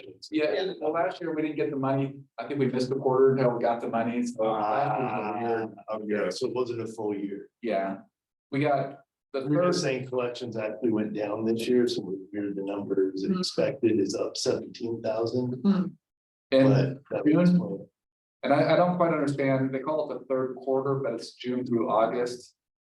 We got 43,820, and then fourth quarter, which is September through November, is 44,325. September to November, Yeah, out of December. I know, that's what they, They're off by a month on their quarters. yeah, although it's 3 months. Yeah. Quarter It's like the of October. state government. Yeah, I don't know why their quarter is, maybe it's staggered when they have to distribute it, but basically, I would just say it's all up on the table at this point. I think it'd be smart for us to say, okay, we got 177 grand. Let's take a look at what the options are Right. and then talk about it. Mhm. I mean, I think I'm not gonna vote significantly differently than I did last year. But if there's like something that's glaring or it's a big opportunity, it seems like they're a pretty logical group of people. Here. Yeah. I don't think we want to preclude or No, exclude anybody from last year necessarily. It's a Yeah. clean slate this. So the ones you've added, so the 3 this year, and then the ones you've added are, community justice. Yeah. And district attorney's office. okay, So we started out with 20 to 60, but now it sounds like there's some. Higher, I mean, possible openness to look at higher proposals.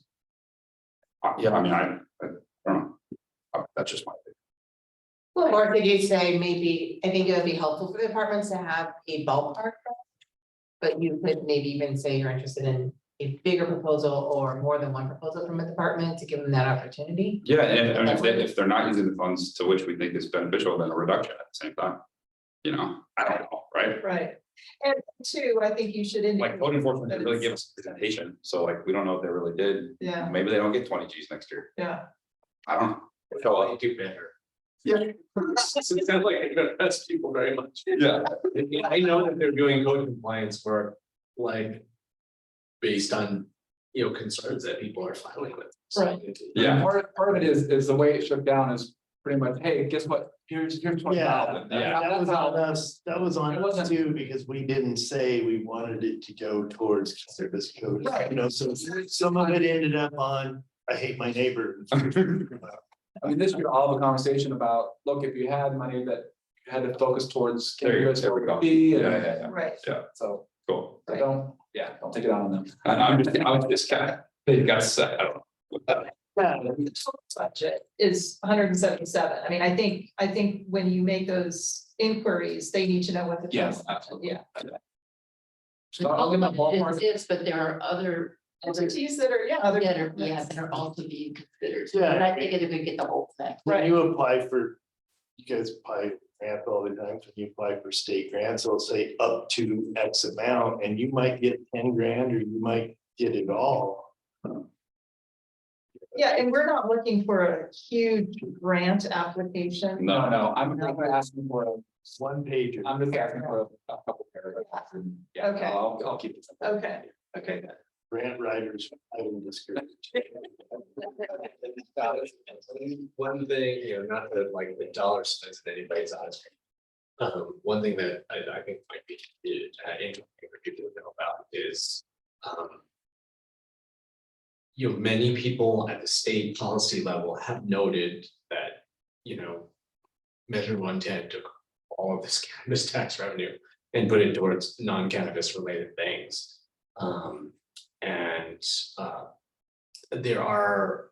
There's probably going to be bills in the legislative session To address to basically say, yeah, keep funding that stuff that Measure 110 is funding, but do that out of the general fund and put some of this revenue back into cannabis related. So, I mean, that's something for people to think about, weighing in with their state senator and state representative about, if you think that that's a good idea.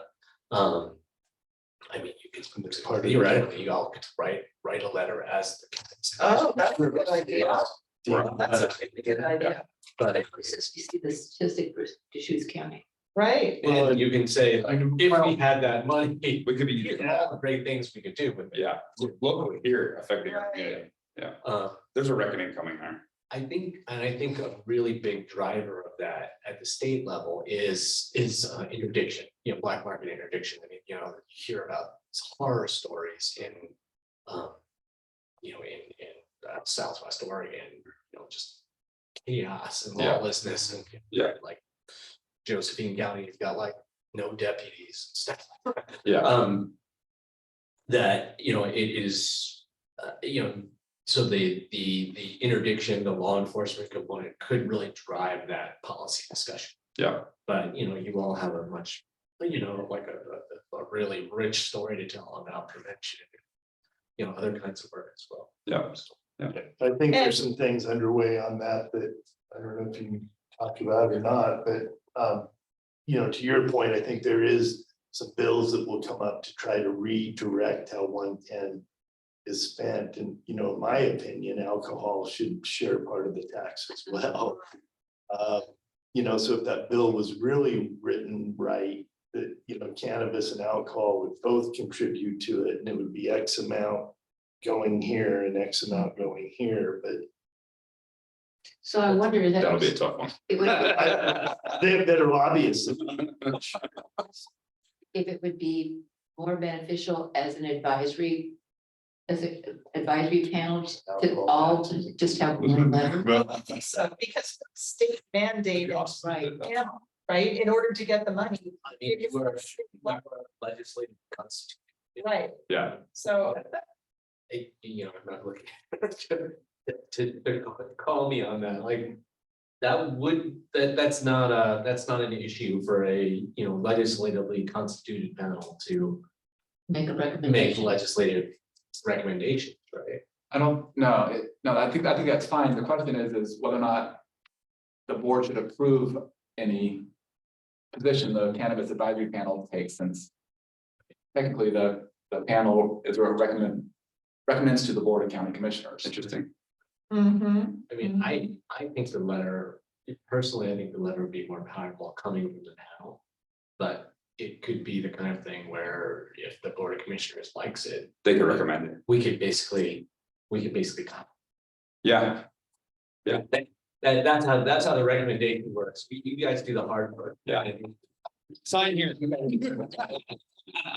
And I mean, but I would want you to get credit, but having your letter go first and ours could, Yeah. we could, our letter could be in the packet. that'd be cool. I'd be down for that. I That sounds don't cool. care. Yeah. well, I'd say maybe we look into it just a little bit more, just from the bylaws, and the bylaws, the way the bylaws are stated, are anything that you guys do goes to the board for approval, Yeah. but there may be some technically, I'm not trying, I think it's a great idea, I'm all supportive of it, but I can look into that just a little bit and see if there's any glitches there. Yeah. That'd be cool. But just in terms of Yeah. impact, I mean, our state representatives and state senator, they hear from the commissioners all the time. Right, so to hear from you, To have a letter signed by each I think it would member be of the pretty panel. And we control what we did with the limited amount of money that we had. But it's cool, Right, right? okay, I like that. Good, thank you. You guys can sign on the top and we can sign on the bottom.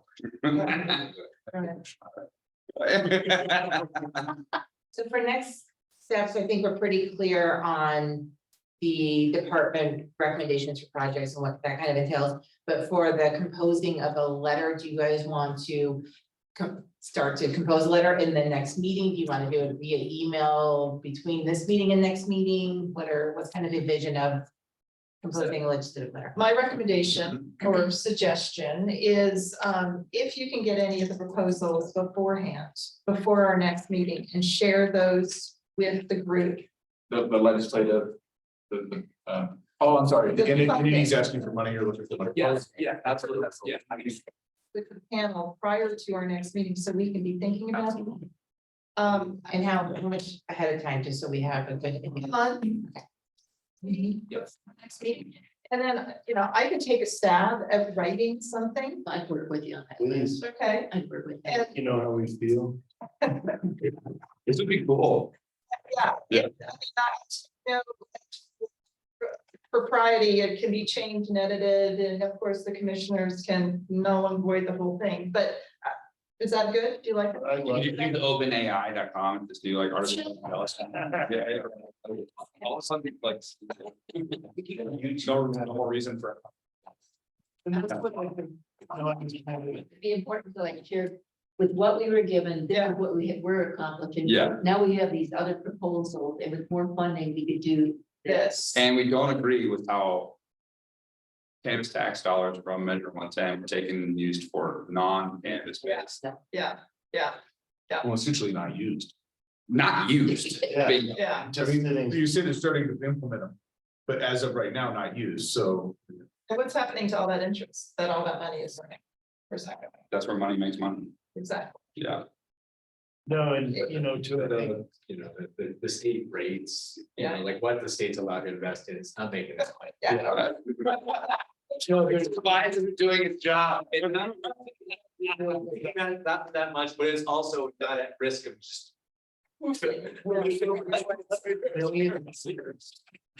sitting there waiting to be deployed, it's ridiculous, it's $200 million. A lot of getter. And what we're talking about right now actually gives me hope for this panel. Because, as I said in one of the last meetings, I think there's more issues that we have to look at too, I think, for this committee, rather than just where does that money go? I understand our bylaws of why this panel was formed are somewhat limited, but I think this is a great example of how we can have other impact and effect in our state from Deschutes County leading this, because there is no other county advisory committee in the state, is there? I mean, aren't we in I don't this think so. special situation? It is. Up to them. So if we could maybe have a little bit more than a token impact, I'm all for it. Yeah, I would even add to that and agree 100% that like I'm cool with money. I'm personally okay with funds that are allocated for cannabis use it to be allocated for other drug prevention and opportunities that, whether that be, outside the scope of specifically just on cannabis. So 80% may have been a big cutting. yeah, but I mean, as long as there's education based around it, it's doing something. Well, and just recently, and I think it's maybe it's national, I'll pay attention next time. There's starting to be some ads, some of them are like, oh, well, they told me recreational drugs, and then you see the gal going into the emergency room, and there's been a couple, but these are like older adults, or not teens. And there's been, this guy says, oh, I'm an actor, and being buzzed and driving is basically not okay, whatever. So there's just the very beginnings of that, but it's going after adults and not necessarily bringing it out with young people yet. I've seen a couple of those. You've seen a couple, yeah. Yeah, Okay, cool. I don't believe we have anybody from the public here. And our next steps are to schedule the meeting for the next meeting, April 17th. I don't want to look at my phone because I don't want to see the score. So I'm going to say I will be able. I'm a media black backstage. I was gonna be that ESPN commercial sitting here. With the game with it.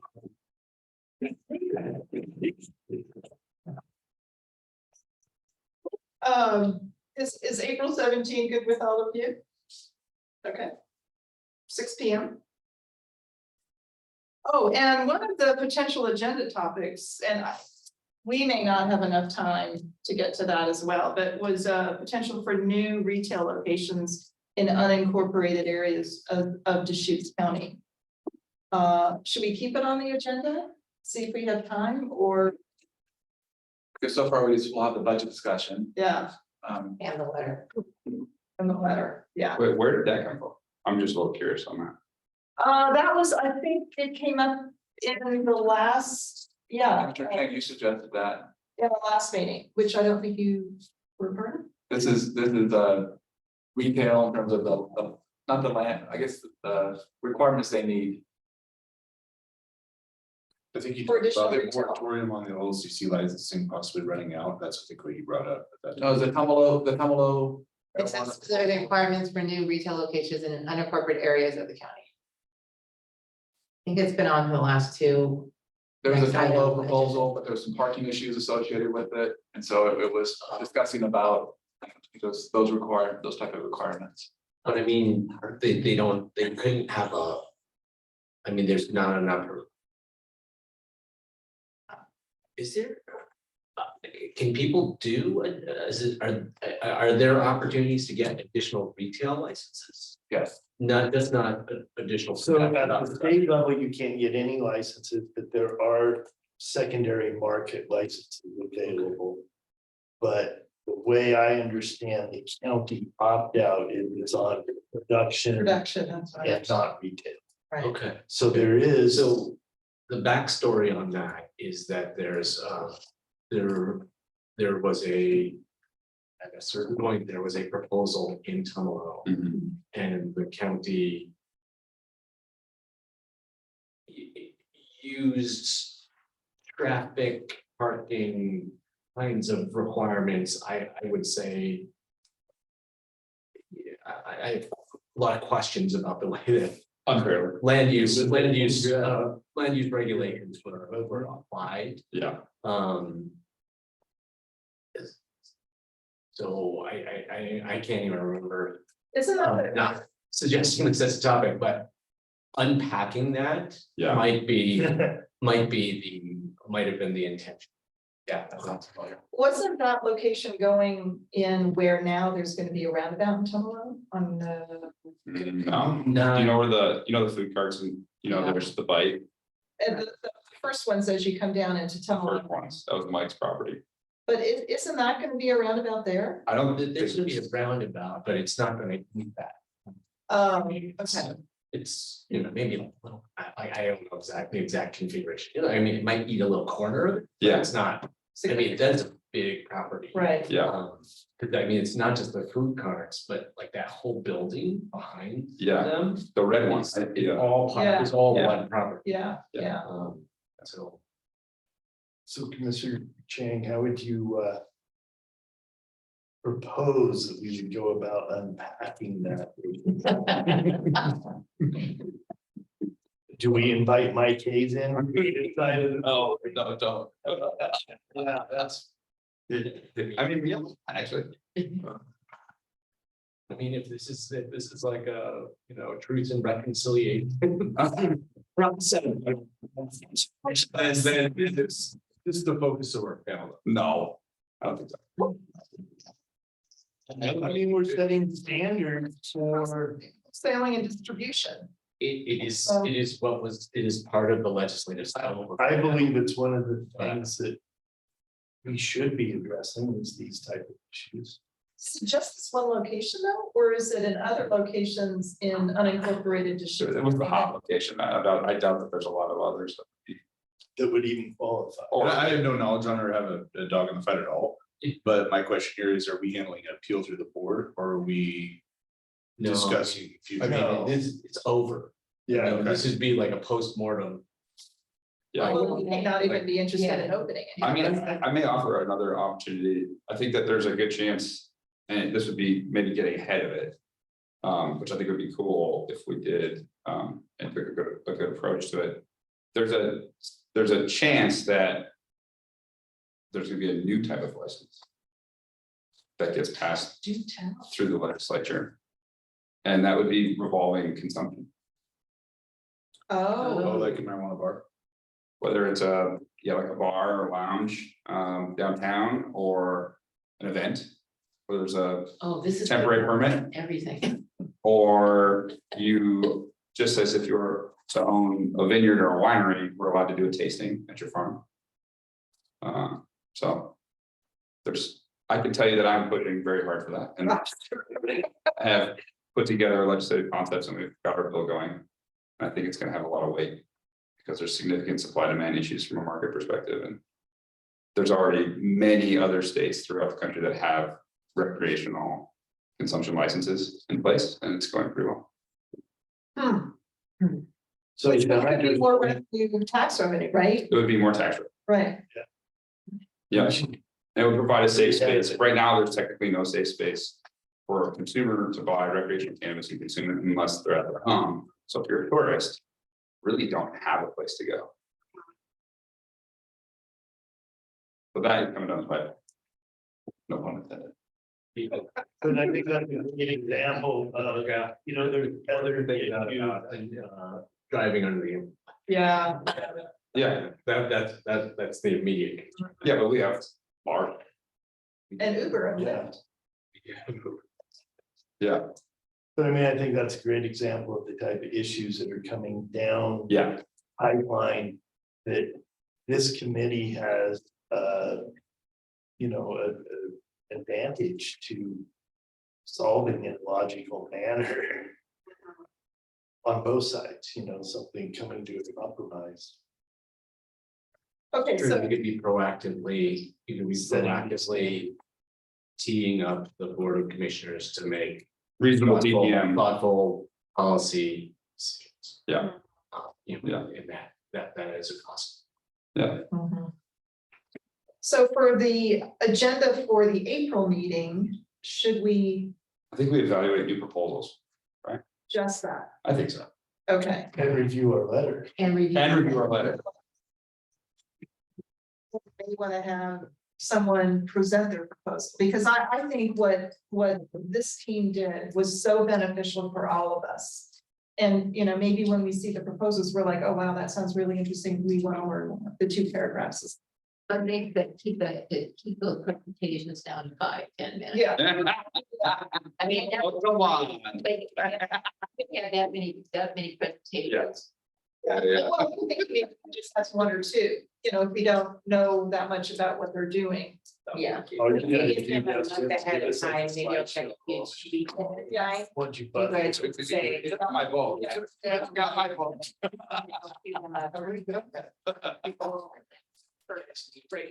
Get like you had like to extend that, you might want to take- In a bit, yeah. Have, like, on your card, you should have like green houses. They said kind of. I think that's kind of out of reach, but had marks. I think that's a good idea. But you guys, we're running total. Yeah. So she did that. Yeah, I agree. I agree. Crazy. Okay, is there any other business we need to do? Any other questions, comments? Shall we adjourn? Do we need to motion and second adjourn? Oh, adjourn. All right. We'll give that how. Good job, guys. Nice seeing you. Vote, right? It only took a couple of years to learn all these rules. Bureaucrat, we'll keep you on the right.